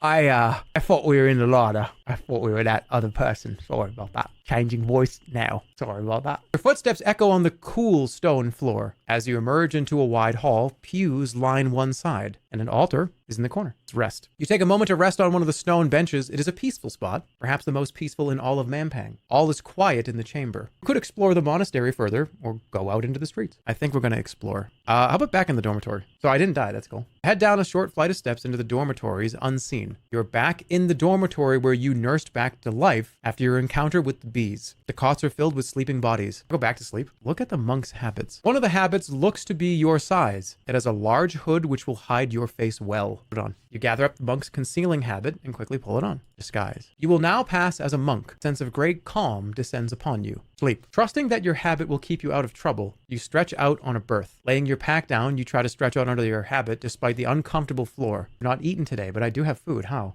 Oh, the apple! That's right. I forgot. Taking the apple from your pack, you fill your empty stomach. Try not to think about what you will eat tomorrow. Then you lie back and try to forget your troubles. You feel quite safe, and you do not dream. All right, we're back. Good. He's gonna kill that guy too. Thanks for the apple. You entered the monastery of Effie the Fortuitous. Disguised yourself as a monk and found no new clues. Still unaware, which is good.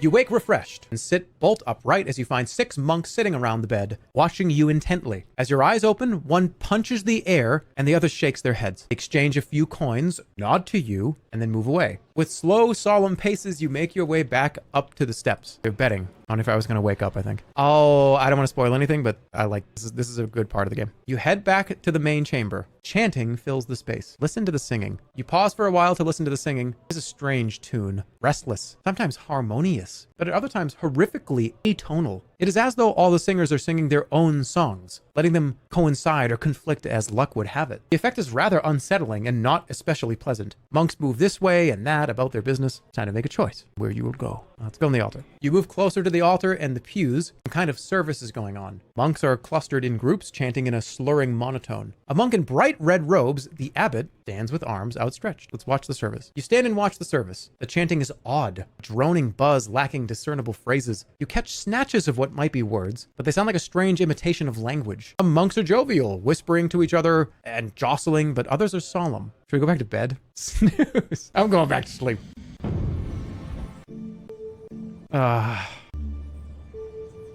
Create the illusion of worship. No, you wrote so funny in all caps. I know. I'm not gonna do it. I could teleport. Should I just cause everybody to go to sleep? Not that I don't understand the language. They're all just talking over each other. I make 6 of me? I'm making 6 of me.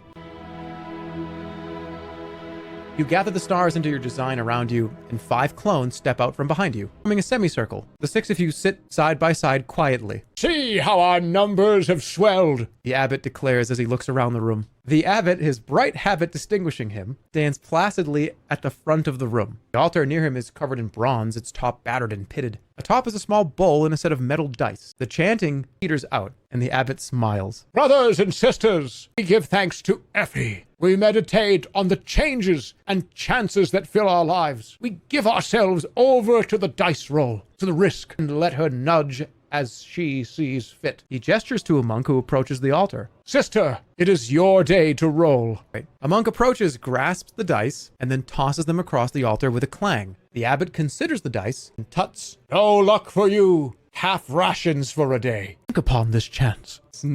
There is a long stretch of chanting, and then the service comes to an end. Monks file out towards the gardens or linger by the altar. The echoes die away. The monks stand and file away. The gambler's den. You step back to the doors once more. One by one, your clones vanish. So we just gassed that guy up. That's all we did. That guy thought they added 6 new people. Okay. Behind you, the ceremony comes to an end and monks file past into the courtyard. The abbot himself emerges from the room in quiet discussion with a few senior monks. Go talk to the abbot. You catch the abbot's sleeve. Your head is bowed under your cowl, but he still stops you. And what do you think you're doing? He demands.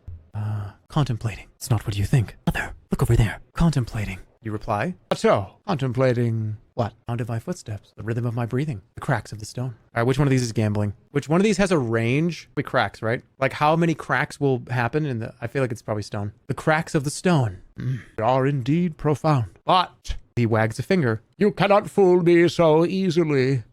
Should you not be polishing the steps of it? He turns you gently about by the shoulders, explaining a few points about the laziness of the younger orders. Abbot deposits you in the courtyard. Effie be with you, he murmurs before moving away. Oh, shoot. This place seems rather busy for a monastery. Monks and citizens crowd around long tables, and a commotion is coming from a crowd to one side. Wide doors lead deeper into the monastery itself. Small iron-lined windows dot the walls, allowing a little light. What else can I do in here? I think you can do more gambling.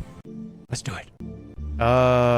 Resurrect the dead. Who's dead in here? That's gonna consume the holy water, though. Can see the future in here. There are no animals in here. Do it? I don't think I want to do it.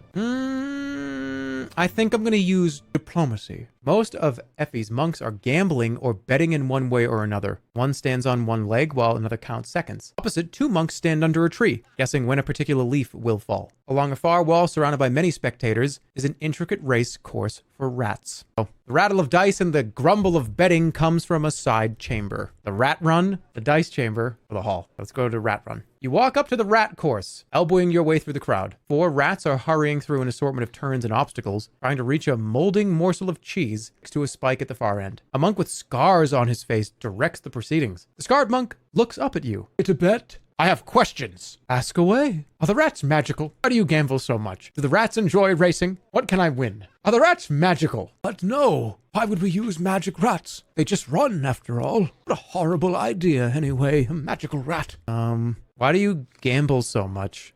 If you're really interested, ask one of the others. I'm busy. Do the rats enjoy racing? I don't know. They run without prodding. Could be they like the cheese. The monk is called away by another to supervise another race. Who should I bet? I wish to bet, you declare. This should be an interesting race. The monk handling the wagers assures you. The stake will be 30 gold pieces. What do you say? Oh my god. That is too much, you admit. Scarred monk shrugs and the race begins. You leave the rat course behind. I don't have any money. Okay. Do I just fuck the whole thing up?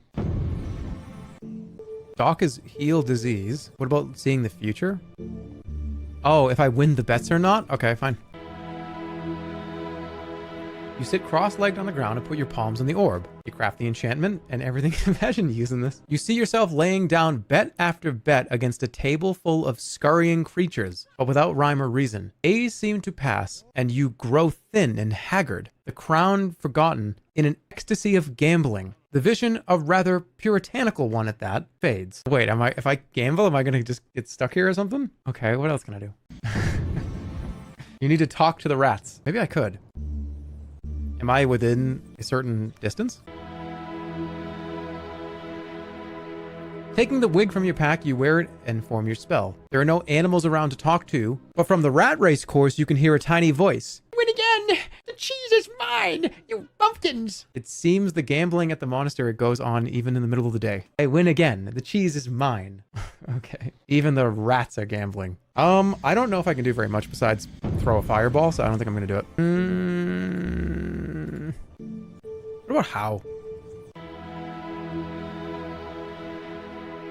Reaching up to the constellations, you create the spell. Quiet voice begins to speak to you. Effie may take you into her grace, but she is a fickle patron. Rats continue to bicker and argue from the race course. Okay. I didn't go in the dice chamber, so let's go in there and win in Swindle Stones. Walk over into a long room set with a wooden table on which several games of Swindle Stones are being played. You find a monk who grins at you. Fancy a game, brother? Stake 10 gold pieces in Effie's honor. The stake is too much. I don't have it. That is too much, you tell the monk. Here then. He hands you 10 gold pieces from his pocket. In Effie's honor. Now a game. Oh, okay, let's go. 3 dice. All right, let's go. No cheating. Good hand. Go. Unbeatable hand. Actually, it's an unbeatable hand. All right, you think there are one of those? All right, do I say there are 4? I think I get him off guard here. There are 4 of those. 4 threes. Call it, that's fine. But yeah, there's no way you bluffed that early. Okay, I'm gonna get, let's get weird. 2 ones. Oh, okay. I have 1 of them. Only has 2 dice. 3 2s. I could call 3, but I think he knows that that's kind of hard. I'll do it. I'll do it. 4s. Okay, now you're in trouble. We got 1 1, 2 1s, 3 1s. Aw, thanks for playing. Hey, thanks for the free money. That was fun. This guy gave me $10 to make sure he could play dice against somebody, and then he lost it. So I got $20. This guy gave me $20 to play a game with him. I win, don't I? The monk nods with great pleasure and hands over 10 gold pieces as you take back your stake. Fine match. Another? Let's increase the stakes a little. So this is how he wants to get you. This is what okay. So we won. I'm done. Monk nods. True luck does not always favor play, He agrees. You get up from the long table, the monk bidding you goodbye. Just left with 20 extra gold. And we're taking it right to the rats. Oh, I need 30. Never mind. Shit. Hey guys, I'm gonna win. I'm gonna walk away from that table. I made 20 bucks. And I'm gonna go sit at a different table. I walked away from that. Come on. I want to play the rat race. You have to play one more time to get enough for rats. Oh, hey, a win is a win. I'm taking my 20 bucks out of here. Rat, it's too much. Rat is 30. I wonder, hold on. Let me go back in the hall. The monastery is busy and peaceful yet enough. Okay. Can I run into that? Shit. I think I missed my opportunity. I could probably go back to sleep, which might not be a bad idea. No. All right. I think I gotta go. All right. 10 gold. Let's go. 2 ones. All right, check this out. I'm gonna say there are 2 ones. No, there are 2 of those. There are 2 of those. 2 3s. 2 4s. You need to have them. I don't think you have them, but you need to have those. I could say 3 4s or go with 3 2s, 3 1s. I'm gonna call it. Okay. Yep. The risky play, but I got it. How about 1 1? 2 1s. So you have both of them. Let's see it. Ooh. Okay. Shit. I mean, I have one of those. Call it. Oh, there's no way you've got a double twice in a row. No way, right? Yeah, we're good. I can ruin this whole thing for him. Watch this. Let's go all the way up here. 2 of these. You're full of shit. You don't have one of those. Uh-oh. I have one too. I fucked it up so bad, I think. That was not a bad play, though. You can't tell me that was a bad play. I could call him right here. No, I have to say there's 1 3. Yes! Why would you do that? You just threw it away so bad. What? I had 37 gold. All right, now I'm up. So now I can do 1 more. Okay, 1 2. Yeah, there are 2 2s. I've got 1 3 2s. Yes. I mean, there's no way you have it. Goodbye. A random farmer is better at this than the literal acolyte of the gambling god. But the farmer was cheating. Okay, 1 1. Let's go. Let's really fuck him up big time. Watch this. Oof, 2 3s. Let's go right off the bat. I know that was funny. Okay. 1 3. Oh, I dare say there are 2 3s. You think there are 3? I say there's a 3rd one. Hey, I'm of the philosophy now. Now you just bet till you lose. And when you lose once, you're done. I'm up like more than 100%. You know what I mean? At this point, like you play till you lose 1 fucking hand and then you leave. Okay, 1 3. This might. I'm gonna go all the way. Let's make him have to commit to saying that there are 4, which I doubt is true. Wait a minute. There are 2 2s. Okay. Guess what? I think there are 3 of those. No, make him have to say 5. What? Wait. He only had 3? Don't call it, please. Okay, 2. Might have 2 of them. Oh shit. Of course he does. Wait. What just happened? What did I just do? Did I do something wrong? What happened? Wasn't I just trying to say that he didn't have those? Wait, what? Oh, I screwed up. 1 2. Why can I not say there? Oh, he's saying there are 2 1s. There are 3 1s. Uh-oh. There are though. Yeah. Sorry, that's 1 too many. There's 1 4. Ooh, okay. This is where we get him right here because he has to have a double, and I'm willing to take that risk. All the way back. Let's go. Okay, now we got him because we both wait. He might be lying. There's 1. Hold on. If he has one of those, there are 2 in play. I feel like I have to just say there's 1 of these to no. I have to make him say there's 3. But what if he doesn't have 1? He might just be. Usually, if you have 1, you don't say the thing you actually have. So if I say there's 2 of these and he has like a 2, then I lose. I think I have to just say 1. One of us had to. Aren't I always screwed in that case? Did I actually throw? Because he could be making it up still, but now he's not though. So he wasn't making it up. When you have 1 die left in liar's dice or swindle stones, whatever you want to say. I mean, if he says 1 2, if he says 1 3, he could have like a 4 under there. He actually did have it. He wasn't lying. Last one. All right, 1 4. There are 2 2s. 3 2s. What's the chance that you have 2 of those? None. Uh-oh. This is a good hand for me. Let's say there's 1 3. 1. Okay. There are 2 of those. Okay, so you're telling me every single one of yours is all 3 of them. You're full of shit. Yeah. Okay, 2 and a 4. There's a couple ways to do this. There's do it for real, and we both have 1 2. You might have 2 2s. Go with this. Call it. All right, come on. Shit. You have 2. Do you have snake eyes? Please, you don't. You don't have 2. Ah! Come on. I'm winning this one. Check this out. Okay, what was his first one? You definitely have 2. He's got 2. Yeah, I'm gonna get my money back. How about 2 1s? 1 3. Okay. Fuck. The probability that this is wrong, he's going to call this because he's going to be like, what the fuck are you talking about? Because I don't think he has a 2. He's just going to call it and I'm going to lose. I mean, I'll do it. It's like the best play, but he doesn't have a 2. If he has a 2, that'd be crazy. Wow. How did he have a 2? Okay.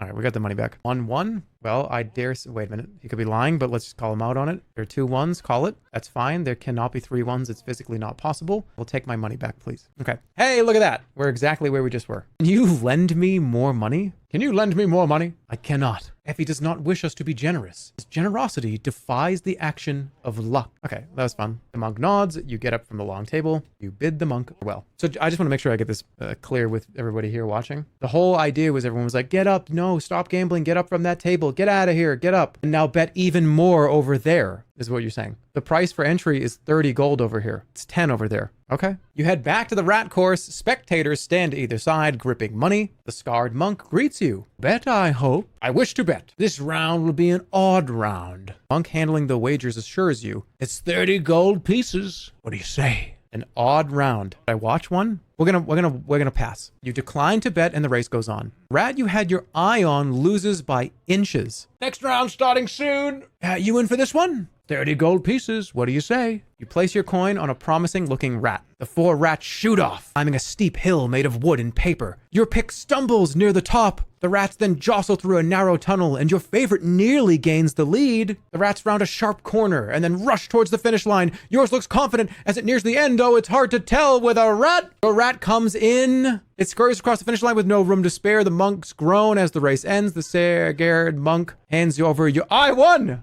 I got $100. The scarred monk hands over your money grinning. Rats are scooped up and watered and then placed back at the start. They seem eager to go. Any vexed for the next round? It's 30 gold pieces. Let's go. Again, no. You shrug, losing interest in the race. You leave the rat course behind. I got $97. That's good enough for me.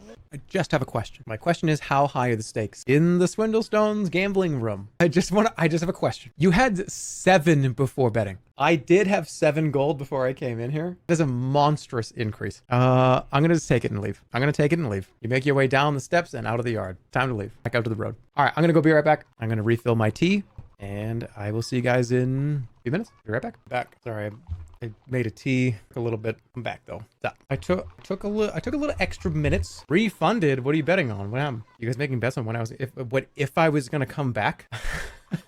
I just don't come back. That would have been a crazy return. I'm imagining nobody was doing that. That would have been like a 100-to-1 return on channel points. All right, let's go. Stepped out of the gambling hall back into Mampang. And this is where we ended up not very far from where we just were. Got attacked by bees over here. We kind of died. Do we want to go back this way again? I think I was going to go this way. That's where I was going to be. So let's just continue our journey the same way that we were going to go. Okay. The road curves along the edge of a tall stone wall, eventually reaching the door to the wheat fields. Not going back in there. Going this way, where I was going to go before. Okay. You continue along the road. Sun has reached its highest point now. You pass a side street, leading off into a maze of smaller streets and alleys. The maze side streets are over here. Side streets are fun. Let's go down here. You walk down a narrow street lined by low warehouses. Catch the scent of grain as you pass one. You're into the middle part of the day, and yet the citadel is still cold. As you turn a slight corner, you spy 3 guards walking towards you, one dressed in the finery of a captain. Distracted by conversation, they have yet to spot you. Hide in a warehouse. You hurry quickly over to the door of a nearby warehouse and slip inside. I'm not messing with that right now. Large warehouse is filled with stacks of crates, but as you enter, you hear a guard speak. You see that? See what? Someone just went in that building. Footsteps grow louder as they approach the entrance. Hide. You duck into the narrow passage between the crates, weaving in the gloom. The air here is stuffy, and you resist the urge to sneeze as you disturb layers of dust. Oh, thank God. You watch the 3 guards stop at the threshold trying to catch sight of you. It still must be in here, one says. They begin to creep along, probing stacks of cloth with drawn blades. The captain stands at the entrance, feet planted wide. Her skin shimmers in the dim light. There is magic at work. All right, I don't know. I feel like waiting is a bad idea, but so is this one. And this is probably the worst idea. Maybe slip. All right, I'm going to wait and then I'm going to slip. You continue hiding, waiting for the moment to strike. Guards blunder through the warehouse, walking down corridors of crates. They penetrate deeper into the warehouse, leaving the captain alone at the threshold. Hunt down the guards. Okay. Should I do that? That's a blunder move. That kind of is a blunder. Yeah, I'm leaving. With the 2 guards now far away, you're able to sneak towards the exit. Creep past crates until you are a short distance away from the captain in the doorway. Her skin is still shimmering in the light. Find anything? She shouts. Not yet. Comes a voice from the back of the warehouse. Just charge her. Let me turn this down a little. All right, law, they're intelligent, not non-intelligent. Her, I can't cast it because I don't know it. Jig is easy here. It's always funny. Zap is always here. I could fart. I could make the whole room smell. That's comedy right there too. Do we want to do the comedy spells or the damage spells? I feel like I never have a playthrough with this, so I'm going to do it. You grab your nose plugs and stick them into your nostrils before casting the spell. A terrible odor begins to blossom from your sleeves in a choking cloud. The smell tickles your nostrils, but does nothing to the captain. She's not wearing nose plugs that you can see, so how can this be? Captain peers into the gloom and then smiles as she spots you. There you are. Oh, I just made myself really smelly. Well, for old time's sake. Zap! You spin the constellations into shape around you, winding a powerful electric force in your hand. But the bolt simply vanishes upon touching the captain. She laughs at your attempts, lifting her blade. It seems she is protected from magic somehow. The captain laughs at your spell casting. You think I am not prepared? I'm a much stronger sorcerer than you. Shimmer around her is an effect you have seen before. Not a force field though, not that. Captain watches you with something close to amusement. What's going on with her? So I have to counter it. Shield? It's not a shield though. I'm not sure I can do anything here.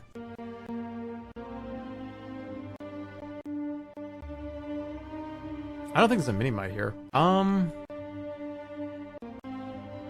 Did walk?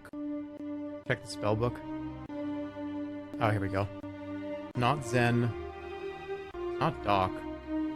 Not Giant. What is it? Gak? It's not blue. Wait, no, Gak is blue. Big, not fixed. No.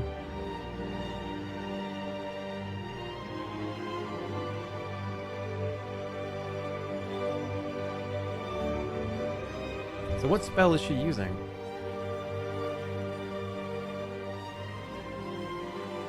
I'm just, no. She's using mag. That's what it sounds like. But didn't she say this wasn't a shield? It's not a force field. Okay, so but it's a magic force field. I don't think I can cast anything that counters it. Just attack. Is it a projection? Mag has a counter. I don't think I learned it though. And I think you need to have learned it for it to work. I'm gonna play the flute. What else can I do? I'm casting this. I don't even know what it is. Cast a spell and a bounty of cats appears from somewhere. They scramble all over the crates, meowing in a rowdy chorus. Is that the best you can do? Captain finally steps forward, blade in hand. Okay, I didn't do anything. We're going full blast. And it was a great call. That's 4 damage. And I'm going forward again. I don't even need to look. That's what we call horseshit in the industry. That's what we call horseshit in this fucking industry. Okay, the captain gives you 2 quick jabs. Wheedling around your weapon, you stagger backwards, clutching at a bleeding wound. Made up for it. Okay, captain steps back. I'm gonna okay. I feel like I could do that again. Oh, fuck you. Where'd you get that? You've been doing moves the whole... whatever.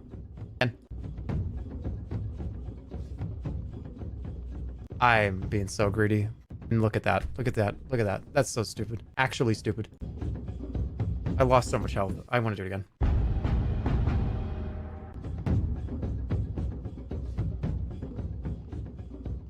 Okay. It's not again. Yep. This time you do 3.2 instead of 4.6. Now we... okay. 2 steps back. I'm going to full blast it again. Struggles to hide the pain. She keeps an eye out. Yep. I think it's full blast again. She shifts away. It's okay. I'm going to defend. Full blast again, and we win the game. See you later. Okay, you thrust your blade through her neck and she falls. Captain may be dead, but the remaining guards burst out ready to avenge her. You only have just enough time to flee the warehouse. Get the hell out of here. You race out of the warehouse and up the road, managing to keep the... You're ahead of them. You got ahead of the guards. Go this way. You pick your way through broken buildings and through the wreckage of fallen homes. It seems the city once housed a lot more people than it does now. Perhaps its life is simply ebbing away. Across the ruins, you can make out the stalls and tents of the bustling market. The sun is beginning to lower, and the air begins to cool. We already went to the market, so I'm not going to run back into them, am I? No. Okay. I can go back in the warehouse. Foolish. I do have 90... Hold on a second. I have 97 gold. Wasn't there something I could buy at the market I couldn't afford before? I don't think they sell food at the market. Oh, I could get the mirror. Yeah, let's go back to the market. If I can buy that mirror, I want it. Because that lets me do what exactly? Let's see. I can do kin. In battle, a gold-backed mirror must be pointed at a creature when this spell is cast. An exact replica of the enemy will then be created under the caster's control.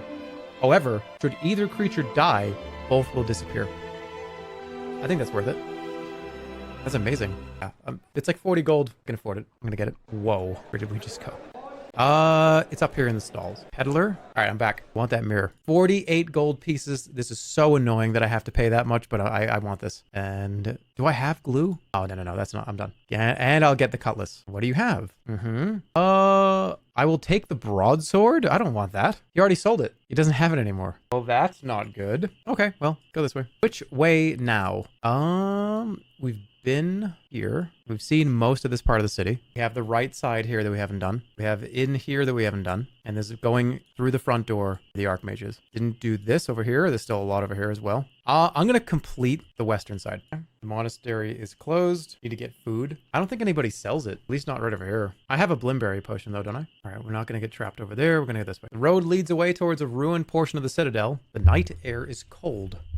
Okay, I do remember these. These are interesting. I'm not going to spoil it, but they're very fun. The road ends in a tall wall of obsidian black bricks, tall enough to keep out a giant. But the wall has crumbled, brought down by the piercing gripweed vines that cover its length. You could scramble over the fallen stones and inside easily enough. Cold night lingers on. You scramble up onto a block and peer over the wall. Beyond stretches an empty region of lapping water, from which tall, isolated, gloomy towers rise. Strange noises reach you from across the wall. We're going. You scramble up and over the broken wall into a narrow strand of stone on the edge of a watery pool. Towers rise on all sides, connected by spidery paths. Sand is scattered over the edge of the pool. Free sand, I'll take it. God, what do I do?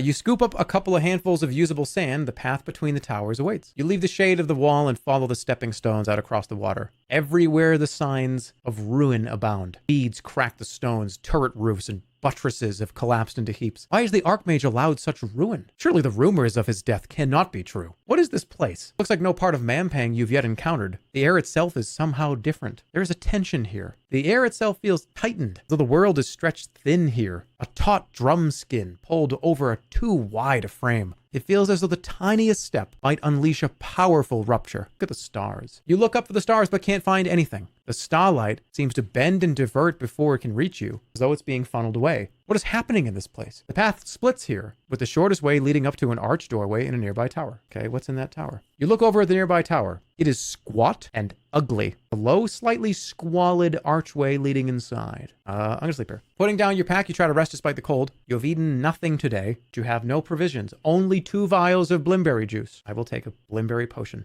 You gulp down a mouthful. You feel somewhat improved. Your hunger is abated. Then you get comfortable and rest. You roll over trying to sleep, but you cannot seem to rest. After a while, you get to your feet, begin to walk through the darkness. Crumbling walls and broken towers move past on either side. You are walking past an old, crumbling building when you hear voices. You starve to death in this game? I believe you can. Every time you do not sleep, every time you do not sleep after eating, you have to eat. Can you? I'm really thinking this through here. I think you can, because you take like 3 damage if you don't eat, even if you sleep. You're confusing me? I'm confusing myself. I'm pretty certain you lose a few health if you sleep without eating. So eventually, yes, but you could always rewind.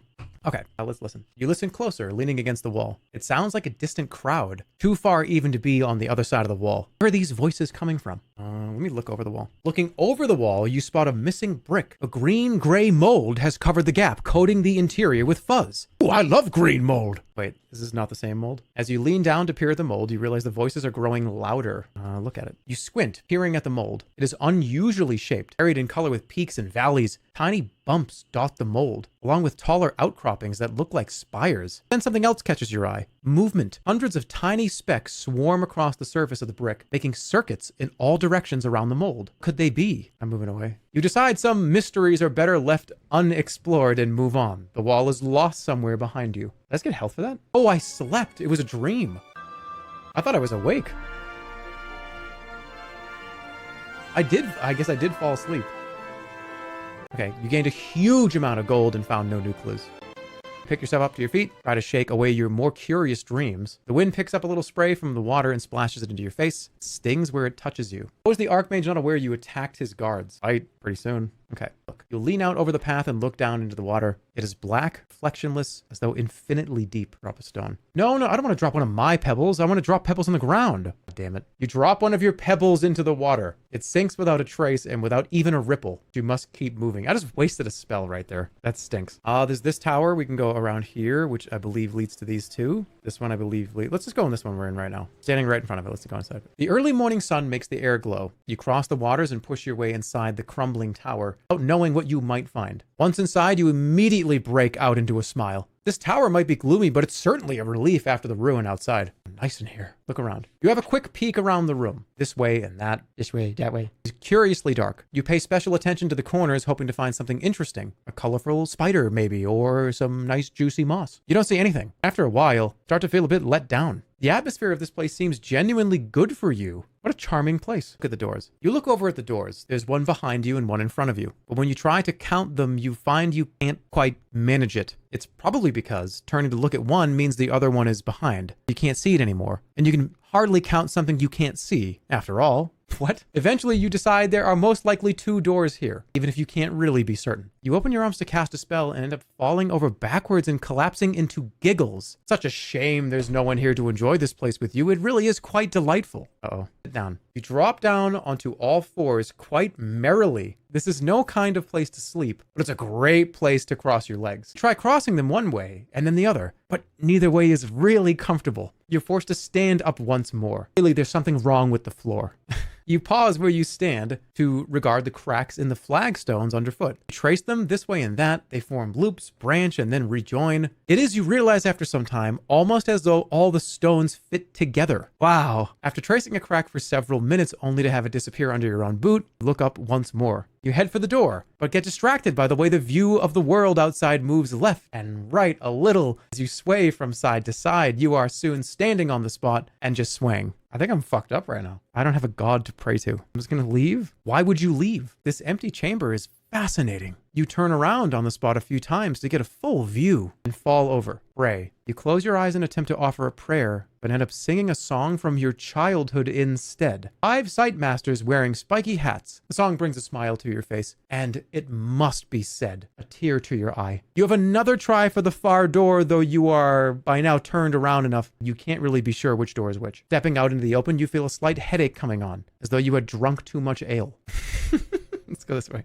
There's the weed room. I don't know what that was. Okay, next room. Step back out onto the path and follow it a short way. 3 paths meet at this point in the shadow of the eastern rock. From the eastern tower, you hear the faintest sound of music. The air seems to fizz and crackle with secret energy. Which way now? The eastmost one sounds like music. Music in here? I don't know what's in here. I'm gonna say maybe the one right next to me. Oh, that's not good. The air moves a little around you, still icy but fresh. You enter the next tower nervously. This chamber is large, circular, and peppered with dark alcoves.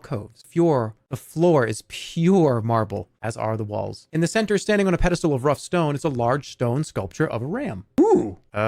Study the statue. You pause to admire the statue. It is about twice your height, cut smoothly into the glossy rock. Craftsmanship is impressive. Sculpted fur that looks soft enough to touch. There's only one flaw. The eyes lack pupils and are instead solid white orbs. You cannot shake the feeling that the statue is looking at you. Look around the room. You scan the room. Nothing moves, but the darkness in the alcoves might hide something. Across the room is a set of double doors large enough that 3 ogres could walk through. Another doorway leads north, but the path in that direction has crumbled into ruin.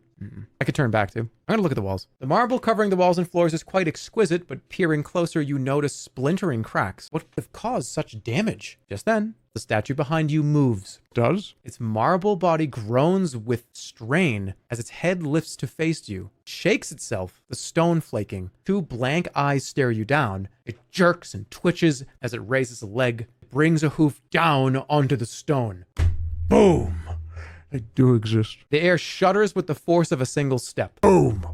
The ram descends from the pedestal, never taking its eyes from you. Before you stands one, the Archmage's deadliest servants. One of us, the sleepless ram. You shift your weight ready to leap out or attack, but the ram simply stares, unblinking and unmoving. Then it takes one more halting step, lowers its head, and begins to charge. There is no time for any singing. What? Why would I be singing? Just in case you know, there's no time for that. Wait for it. Did I just get hit by it? Wait for it. You hold your nerve as the creature pounds closer. Jump onto its back. That's kind of cool. You had a clue about this guy. Ooh, I think you're right. I actually think you're right. Oh shit, right here. Should have read my notes before going in the room.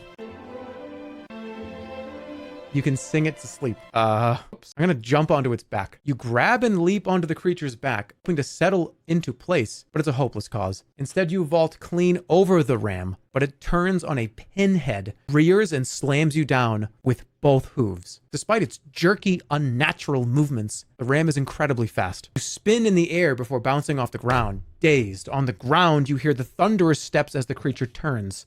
Oh god. Look around. You look around just as the ram barrels into you once more. Caught by its horns, you are carried bodily across the room until the creature slams you into the wall. Smash! Marble cracks under the blow, and you slide onto the ground, barely able to breathe. The thing backs off a short way, readying another charge. Get up. You get to your feet, nauseous. By simply entering this room, you have sealed your fate. This is now a fight for your life. Sing to it. You know the ram can be sung to sleep. As you ready yourself to try, you realize Dintantia never mentioned what song to sing. Perhaps it is just music in general. Strawberries, fields, slang, oh slang, wizards 3, oh mama, not again, karma, oh, ayo. I don't know. Sing nothing? No, I gotta sing something. It probably doesn't matter. Let's do the Analand. Yeah, I agree. Analand lullaby. Facing the ram, you sing a soothing lullaby from your village, but the creature doesn't care for the tune and charges. It knocks you down and narrowly misses crushing your skull like a melon as you scramble away. I don't know. Kariyama? Right, Kariyama. Voice wavering, you try to sing songs half remembered from the fire pits of Kariyama. The song has no effect. You escape being gored by mere seconds. You're beginning to feel that Dintantia was lying to you. Wizards 3, oh me. You barely can muster the breath to sing anymore, so you whisper the song you sang as you climb the steps into High Zaman. But just as before, the cheerful words seem foolish and quickly die in your throat. Ram charges, the song has not worked. You are running out of songs, not to mention the bravery required to sing them. Oh, the wizardry? Can I get it wrong this many times in a row? Oh, mana. What was it? Doesn't work. You sing weakly the strange wordless chant you overheard in the monastery of Efe as best you can. The song does not put the ram to sleep, but rather causes it to charge straight at you and miss. Okay, you sing weakly the song of slang chanted in the temple of Kare. The ram charges once more. What? Did she just make it up? I'm gonna open the door behind me and run out. Okay, looking to the stars, you craft the magic. The double doors at the end fly open and begin to fall shut once more under their own weight. You cannot make it in time before they slam. Oh, fuck you. You run. Why did I not go there first? You slip around the ram heading towards the double doors, but it is too fast. Try to avoid it, but it smashes your shoulder as it rockets past. This creature will charge as soon as you even blink. Shit. Jig? What do I have access to? I don't have glue? Zap is not gonna work. What about wall? Oh, man. Cause slowness? I'll try it. You move the starlight into order around you, and it seems as if the ram is plunged into water. It begins to charge and yet is hardly moving. You have a few moments in which to act. Open the door. Tug on the far doors of the chamber, but they do not budge. Oh my god, I have to open this with Dop. I need to take a potion. I think I'll get out. This should fly open now. Open Locks and doors. Yes! You weave the enchantment, the double doors at the end fly open and begin to fall shut once more under their own weight. You dive quickly through, gasping for air. All right, I made it. That was pretty rough. Pretty rough. Now we're on the walkway. I don't know if I'm pressing a button. It keeps like jumping over. All right, so this is where we are now. Here, this leads to these ones. We're on the walkway above here. Stand atop a short walkway between the two towers. A stone archway passage holds a doorway, but the door has been bricked over. The work looks shoddy and rushed. Should I rest? Yeah. You're feeling weak, so you stop to rest and meditate. The middle of the day is hot. Eventually, you get back to your feet once more, somewhat refreshed. Here we go. For just a moment, you catch the sound of muttering coming from somewhere nearby. I'm gonna listen. Press your ear to a gap in the mortar. You hear grunting, scratching, and the tearing of flesh. There is a thump as something is thrown against the wall and what might be a bone snapping. I don't know if I want to go in here. Do I just kick it down? Or do we avoid this? Kick the wall. It bows with the blow, mortar crumbling away. It is weakened. Kick the wall again. You kick again. The weakened wall does not crumble, but you do hurt your foot. Oh, please. Why would I want to get in here so bad? This is going to hurt. You push against the weakened spot in the wall where you kicked, and it gives way. The bricks crumble inwards, leaving a choking cloud of dust. A moment later, two goblins squeeze through the hole in the wall, knocking you to the ground in their haste. It seems they were bricked up inside the tower. All right. they want to... No, I'm not going in. I'm not going in. I'm not going in. They are trying to get away. Why would I want to go in? And he said, oh my God, you're good. Fine, I'll listen to that person. We'll go in. Stealing your courage and with your hand at your sword hilt, you step inside the foul-smelling tower. What's the worst that could happen? Let's go in. Go in the goblin room. You step into the chamber. The smell is worse than you could have ever imagined. A few of the goblins look up from their rampant cannibalism to stare at you with slack-jawed expressions. How long have they been stuck here? Jesus. Well, I don't have very much power. I could make a giant. I could blow the gale horn. I could make a shield. Could create the illusion of worship. Pretend I'm a god. It might be kind of fun. Or I just pretend to be god. That sounds fun. Yeah. Consulting the constellations overhead, you bind the spell, and your jewel of gold begins to shine and gleam. The goblins nearest to you collapse to their knees, wailing and supplicating, with the crazed mob cowered by your spell casting. You have a moment to act. I'm going for the far door. You take advantage of the lull to race across the room. The door to the east is closed. The door in the west wall is open. Okay, where are we? So this one is closed. So this one's open. All right, we're going west. Wait, what? Retreat? I don't want to retreat. I want to keep going. Isn't that the west door? You try the door, it is locked. Your spell will not last much longer. If you cannot escape, you will be trapped in here with these creatures. Do I have a key? This is the key to the prison cells of Kare. I don't think this is gonna work. You have a key. You try it in the door, but it doesn't fit the lock. Your spell gives out and the goblins begin creeping up on you. Smash the door down. You charge the door with your shoulder and it shudders, but it does not break. Goblins leap up, clutching your arms and chest in a frenzy. You are brought down, rolling along the sticky floor as more pile on top of you. Pain flares up along your body as the crazed goblins tear into your flesh. Try to open your arms to cast a spell, but your limbs are pinned. The creature's already flaying strips of skin. You convulse as your gut is ripped open. Looking down, you see two fighting over your liver, shoving each other away as they devour it. Curse you! Curse you, fucked up goblins! You open your mouth to cry out, but a beefy goblin kneels on your throat, fingers clawing at the sweet taste of your eyes. Long nails find their target, and everything goes black. You have been devoured by goblins. You're dead. You feel the cold veil of death surrounding you. What's going on? A moment later, you find yourself moving. What's happening? What's happening? Pee from my skin, my eyes, my flesh, they were eating me? What do I... Can't cast anything. I can cast Zed. You do not cast the spell, but rather it casts you, pulling you open only to scatter you into the winds.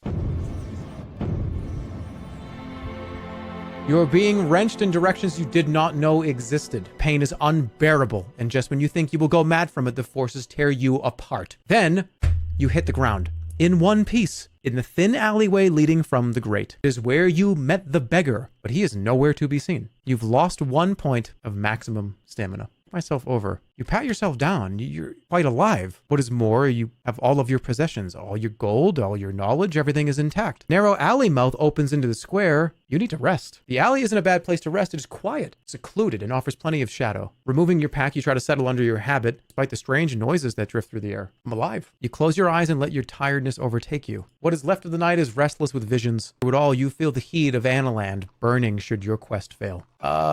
You lost a little maximum stamina, died, and found no new clues. The Archmage remains completely unaware of you.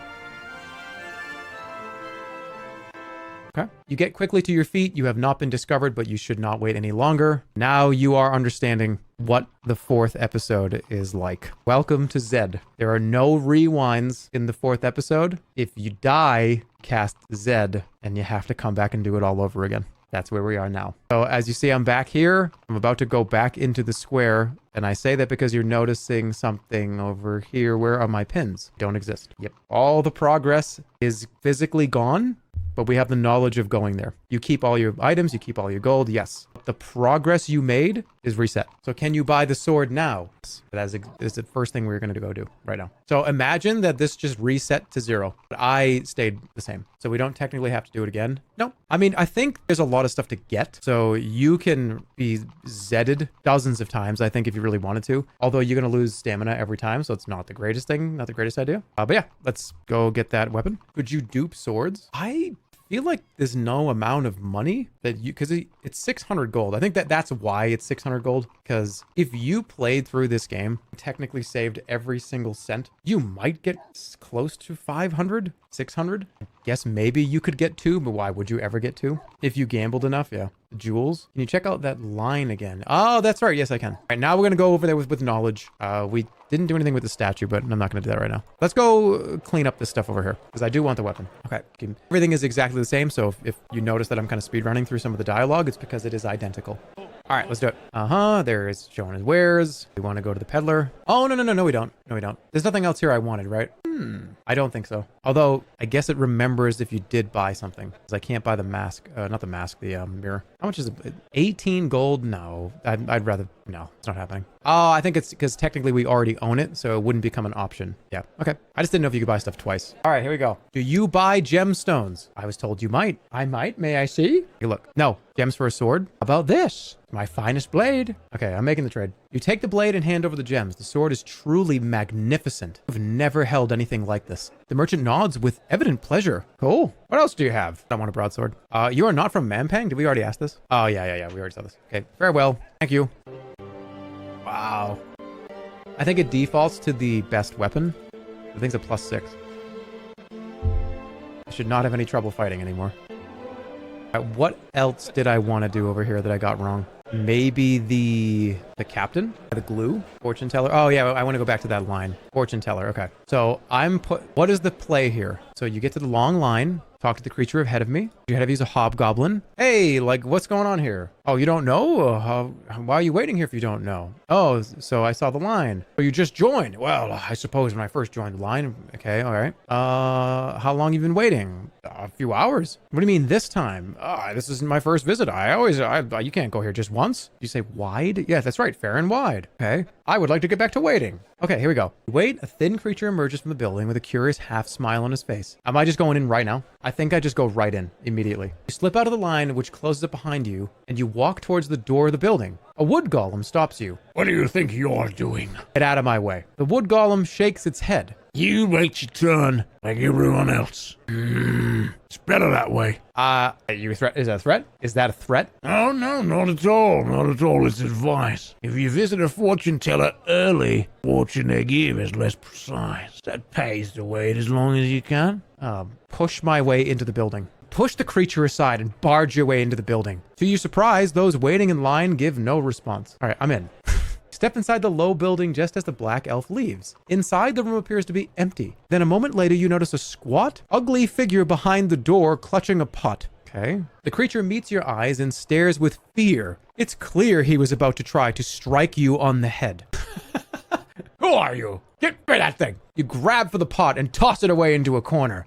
Sorry about that. I saw you coming, you see. I knew you'd be trouble. You are far and wide. Indeed I am. The greatest fortune teller in Lower Mampang. The only one, really. The others were all, well, unpopular. And you are very popular? The line outside is long. You're very popular. And loyal. I could tell my little ruse wouldn't work with you, so I didn't bother. People who come looking for fortunes never really want to hear them, you see. They always want to be just about to hear them. So that's what I do. You are a con artist. No, I really can see their futures. All of them. But why tell them? Who wants to know they're going to die of stomach blight? Or that their husband is going to leave them for a rock goblin? What good does that do? Again? You truly are a fortune teller. More's the pity. Please leave. What is my fortune, you demand? Won't say. Can't make me say. Oh, no, I'll kill you. You ball your fingers into a fist. Told you you'd make trouble. I'm never wrong, see? So tell me my fortune. You are an imposter. You tell him. Will you answer a question? Let me ask you. Is it possible to pass the throne doors? Wide throws his hands over his ears. Please don't ask me anything.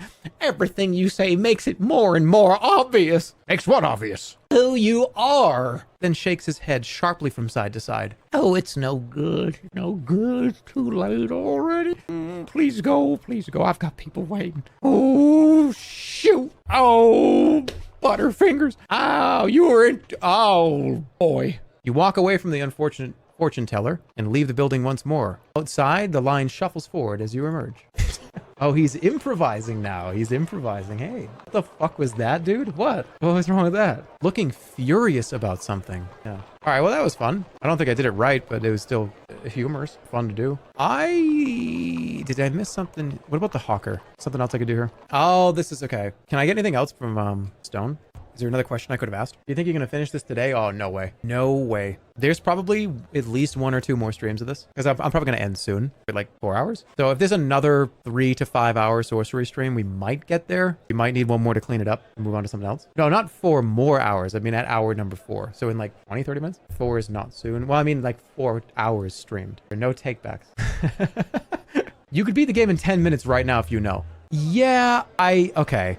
I could technically beat the game right now, but I want to experience it. I want to experience it. I don't want to just run to the end. There's a lot of fun stuff to still see, so I want to see it. Too long. I can't imagine I'm going to play this again anytime soon. It's been 6 or 7 years at this point, so you have to imagine it'll be at least a few years before I would do it again. So I'm good. I'm good to slowly and surely kind of take it little by little. All right, so let's keep going. I don't think there's anything else I can do here, but I'm gonna go. I want to go into here. I forget what's in here. I want to go in there. Wait a minute. This is bad. You head away from the maze of stalls and shops. There is a sudden commotion amongst the crowd. People are shouting and pointing, looking up. Skies have been darkened by widespread wings. Birdmen. Watch. You watch motionless. Perhaps they have not yet seen you. People of Mampang are terrified and scatter in all directions around you. The birdmen swoop down onto the ground in the now empty market. They then begin to pound across the flagstones, not towards you. Instead, they enter the hut of the fortune teller, fair and wide. A moment later, everything is still. Oh no, they're gonna question him. Keep watching. What are they doing? Are they arresting him for talking to you? And will he sell you out? Not gonna sell me out. You stay low watching. Nothing happens. And then the thatched roof, the low building explodes outwards and the birdmen rise from inside. Fair and wide dangles from their talons, limp. Birdmen wheel about and disappear towards the inner tower. Oh shit, I killed that guy. Do you think he talked? He's not gonna talk. No. I mean, I did threaten him. I did say, tell my fortune or I'll kill you. He probably doesn't think we're the nicest person, but he must know our quest is important. Why wouldn't he talk? Because I'm the Analander. I'm supposed to save I'm here to save everybody. He's not gonna talk. It's fine. Rest in peace, goofy voice man. You're not gonna be able to hear that character again. That's sad, that's right.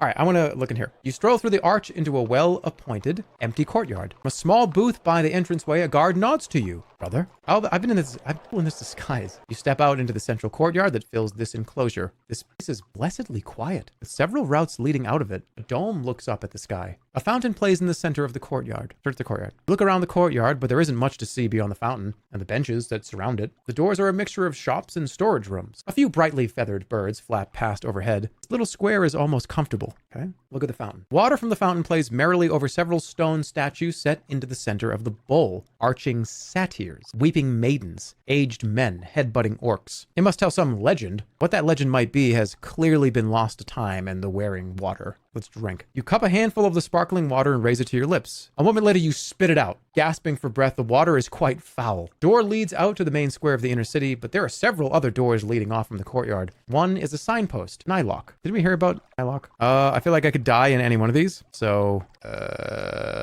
let's just go in here.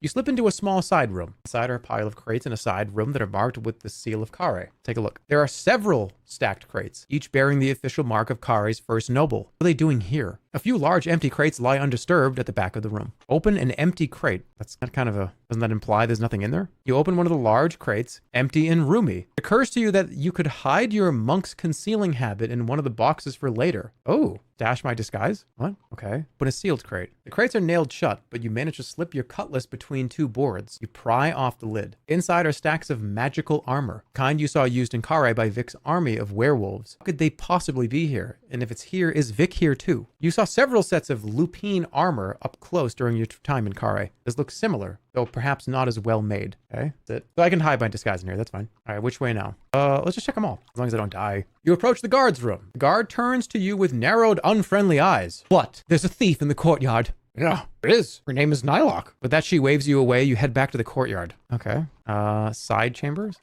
Interesting. You choose a small side door which opens to reveal dirty living quarters. A bare rug covers the floor. An unmade bed lists in the corner. A wood chest sits at its foot, facing an empty table. Chest. This is presumably home to some lowly guard or other. Pull up the rug. You grab the edge of the rug, cutlass at the ready. Flip it over. Flip it aside to find a small trap door set into the floor of the room. Open it. You grasp the handle and pull with all your might, but it doesn't budge. The door doesn't even rattle. Look closely. You feel along the edges, discovering that it's a fake. Wood has merely been cleverly cut to appear like a trap door. You let the rug fall once more. Why? Open the chest. You squat down in front of the chest. There is no lock. Open it. You flip open the lid. Step back.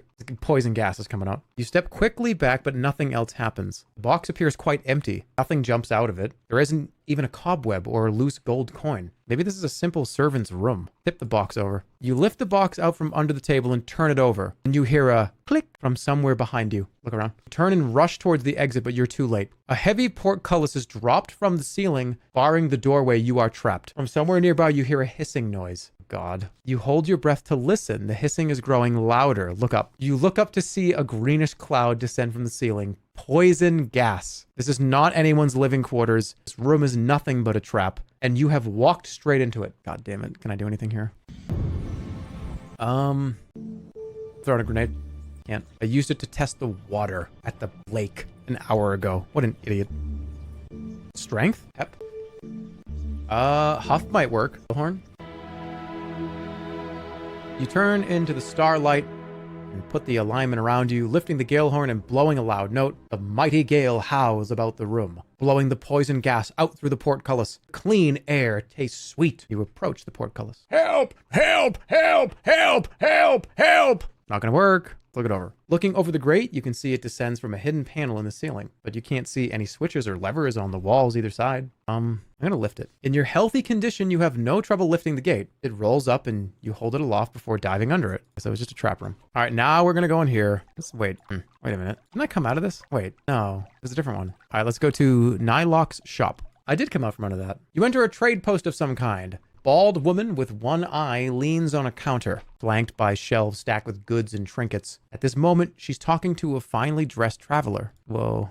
Okay. The merchant Nylock glances up as you enter, then returns to her bargaining. Still, I'm gonna take shit. You stroll over to the back of the room. The man and Nylock are both distracted by their bargaining. You pretend to examine a stack of pelts while spying some likely trinkets from the corner of your eye. Grab something and run. Quietly pocket something or don't risk it. I've never picked it because it always feels like the just die option. but it's funny that you can actually just grab and run. Somebody's just gonna kill you. Maybe it works. Maybe it works. This option is always here. I never touch it. I feel like, should we just try? Like, if I grab and just fucking run, it might just work. Moving quickly, you grab a jewel of gold off the nearest shelf. Touching your prize, you race for the door. Nylock languidly presses a switch as you reach the door, and a thick rope net drops from the ceiling. You are trapped. Nice try. This is Mampang. You have to be faster than that to steal from me. I'm sorry. Release me. Release me.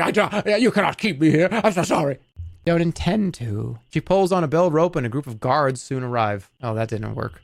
Bound and gagged, you are dragged by your ankles by 2 guards who mutter about the trouble caused. They gossip to passing companions about you. The tale of your exploits will soon spread through Mampang.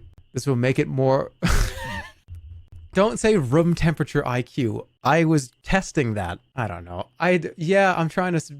What's the worst thing you could possibly do when you're trying to lay low is scream while you're stealing from a store. Like, I'm going to just grab this and run out and bump into a bunch of shit on the way out. That's the worst thing I could have possibly done. Somebody said, hey, rewind. I can't. It's over. There's no rewinding now. And that's not a rule I put on myself. That is baked into the game now. It's over. The tale of your exploits will soon spread through Mampang. This will make it more difficult to blend in from now on, should you escape. Try to bribe them. You attempt to bribe them, offering rewards and fabulous riches. Through the gag, it is little more than the mummery of an idiot. The guards ignore you. I'll give you jewels. I'll give you precious stones. Hopelessly, you are dragged into the office of the commander of the guard. The room is windowless, but lit by a half-dozen lamps scattered about. I love this picture. Is it a picture or is that somebody outside looking in? Wait, I don't know. No, there's no windows. Khartoum, commander of the guards of Mampang, sits behind a wooden desk covered in scattered parchments. Oh, Ow! who is this? Khartoum demands. His high-pitched voice is an odd contrast to his grim face.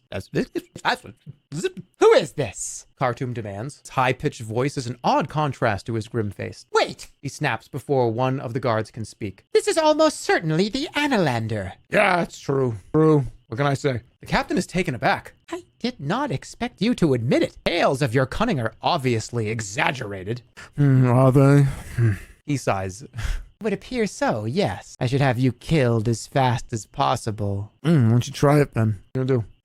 He stares back at you, and you see fear creeping at his eyes. They tell the strangest stories about you. They say, for instance, that you are over 1,000 years old. They say you destroyed the village of Kariyama in retribution for giving birth to the Archmage. They say you laid waste to the ancient world. Yeah, it's all true. You want to take a step forward? Huh? Bud? Buddy? Hey, pal? Hey, bud. Step forward. It's all true. Bud? Hey, bud. Why don't you take 1 step forward? Do it. Any of you. All 3 of you in the room. Hey, bud. Step forward. It's all true. Perhaps. In the end, I am a soldier. I believe I can run you through with a sword, and if you get up again afterwards, I believe I can run you through again. I believe that if I toss you into our highest cell, you will not fly away. If you kill me, I will come back for you.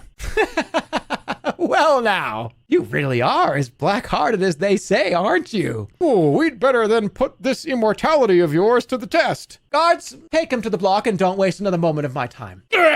You yank one arm free, then leap towards Khartoum. The guards will not fail to protect their leader. They soon have your arms twisted up behind your back.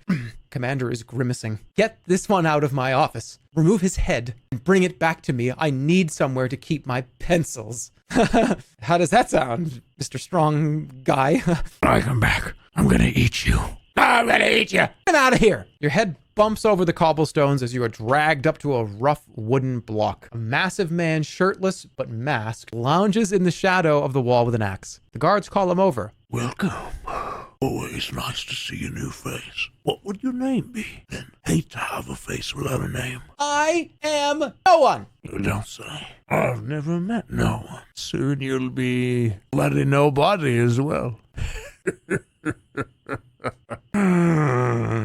Oh, what's that? You look up. Turn and look, but see nothing but the sunlight gleaming off a high tower window. Yes, my lord. At once, my lord. The large man says to the empty air. He turns back to you. Order's been given. Yeah, well, Doesn't look good for you. He scoops you up and positions you on the block, securing an iron band around at the base of your neck. Forgive him. I forgive you. You murmur as he raises his blade. The executioner smiles at you. Very decent of you. Here's my own forgiveness in return. The axe comes down. You've been executed. Zed.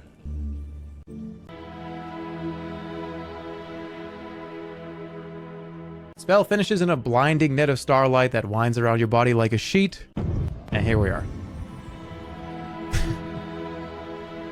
Now I sprint to the commander's office and go, Surprise, you fucking bastard! Kill me again. Do it again. Come on. oh wait, he won't remember. He actually won't remember. Forgot. Told you I'd come back. Who are you? We've never met before. I told you when I came back I was gonna eat you. Why? What did I do? Why are you doing this? I don't even know who you are. He knows about you though, yeah. All right, I'm gonna call it here. We're good. Let's go to sleep. I don't have any rations or anything, but it's okay. Lost a little max stamina. Changed to using the cutlass. Discarded your disguise. Died again. And found no, he still doesn't know? What? How? What? All right, this one here. You want me to chop this one's head off? Yes, I would like for you to kill that man. I'm the Archmage. All right, this one here, the Ironlander. This guy right here, the guy? Yes, that's the man. Okay, you're not aware of him though. He doesn't know. But yes, episode 4, the reason why a lot of people don't like episode 4, because they got rid of rewinds and they make you have to stick with decisions and you're going to get it wrong and you're going to have to come back over and over again. So it's kind of turns the game into a little bit of a roguelike, which is okay. But if you make a mistake up here or like in here or over here, the fact that you have to rewind all the way to here is where this part gets a little grating. I hate dealing with the consequences of my actions. Yeah. But we have played this enough where I know a lot of the major beats, how to get to them. Everything in between is kind of gone though. Still love this franchise. I think it's one of the best games ever made. I just do. Not because it's like essentially one of the foundations of kind of like video game RPG type storytelling stuff. I love it and we're going to finish it. Hope you all enjoyed it. Enjoy the rest of your long weekend here.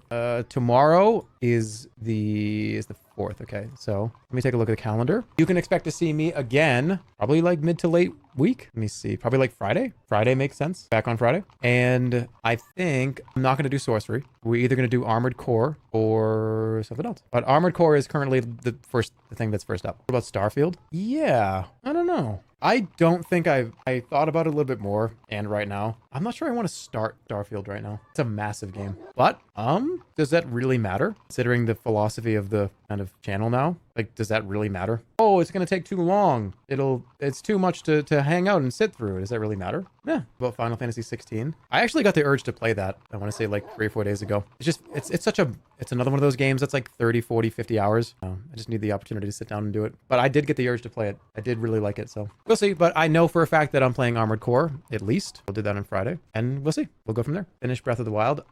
I promise you, I will complete Breath of the Wild at some point before, I don't know, I don't want to eat a glove or eat like a shoe or something. I'll just play it eventually. You'll see it. At some point means nothing, sir. Hey, the Sorcery Council said that for a year. Turns out it wasn't true.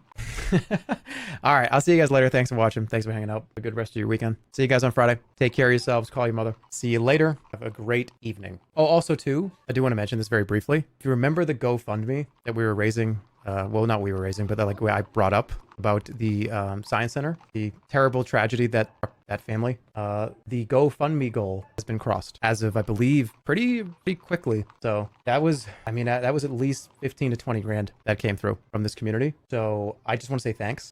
That's amazing to give. I'm just happy that goal can be crossed. Again, it's a really awful scenario, but just trying to put some attention on it because the science center people were a huge part of the Grotto Beast stuff. So I just want to say thanks. Yeah. Have a great night. Take care of yourselves. Have a great one. Good night. Also, mods, if you want to give a little context for people that don't know what I'm talking about, maybe link the GoFundMe.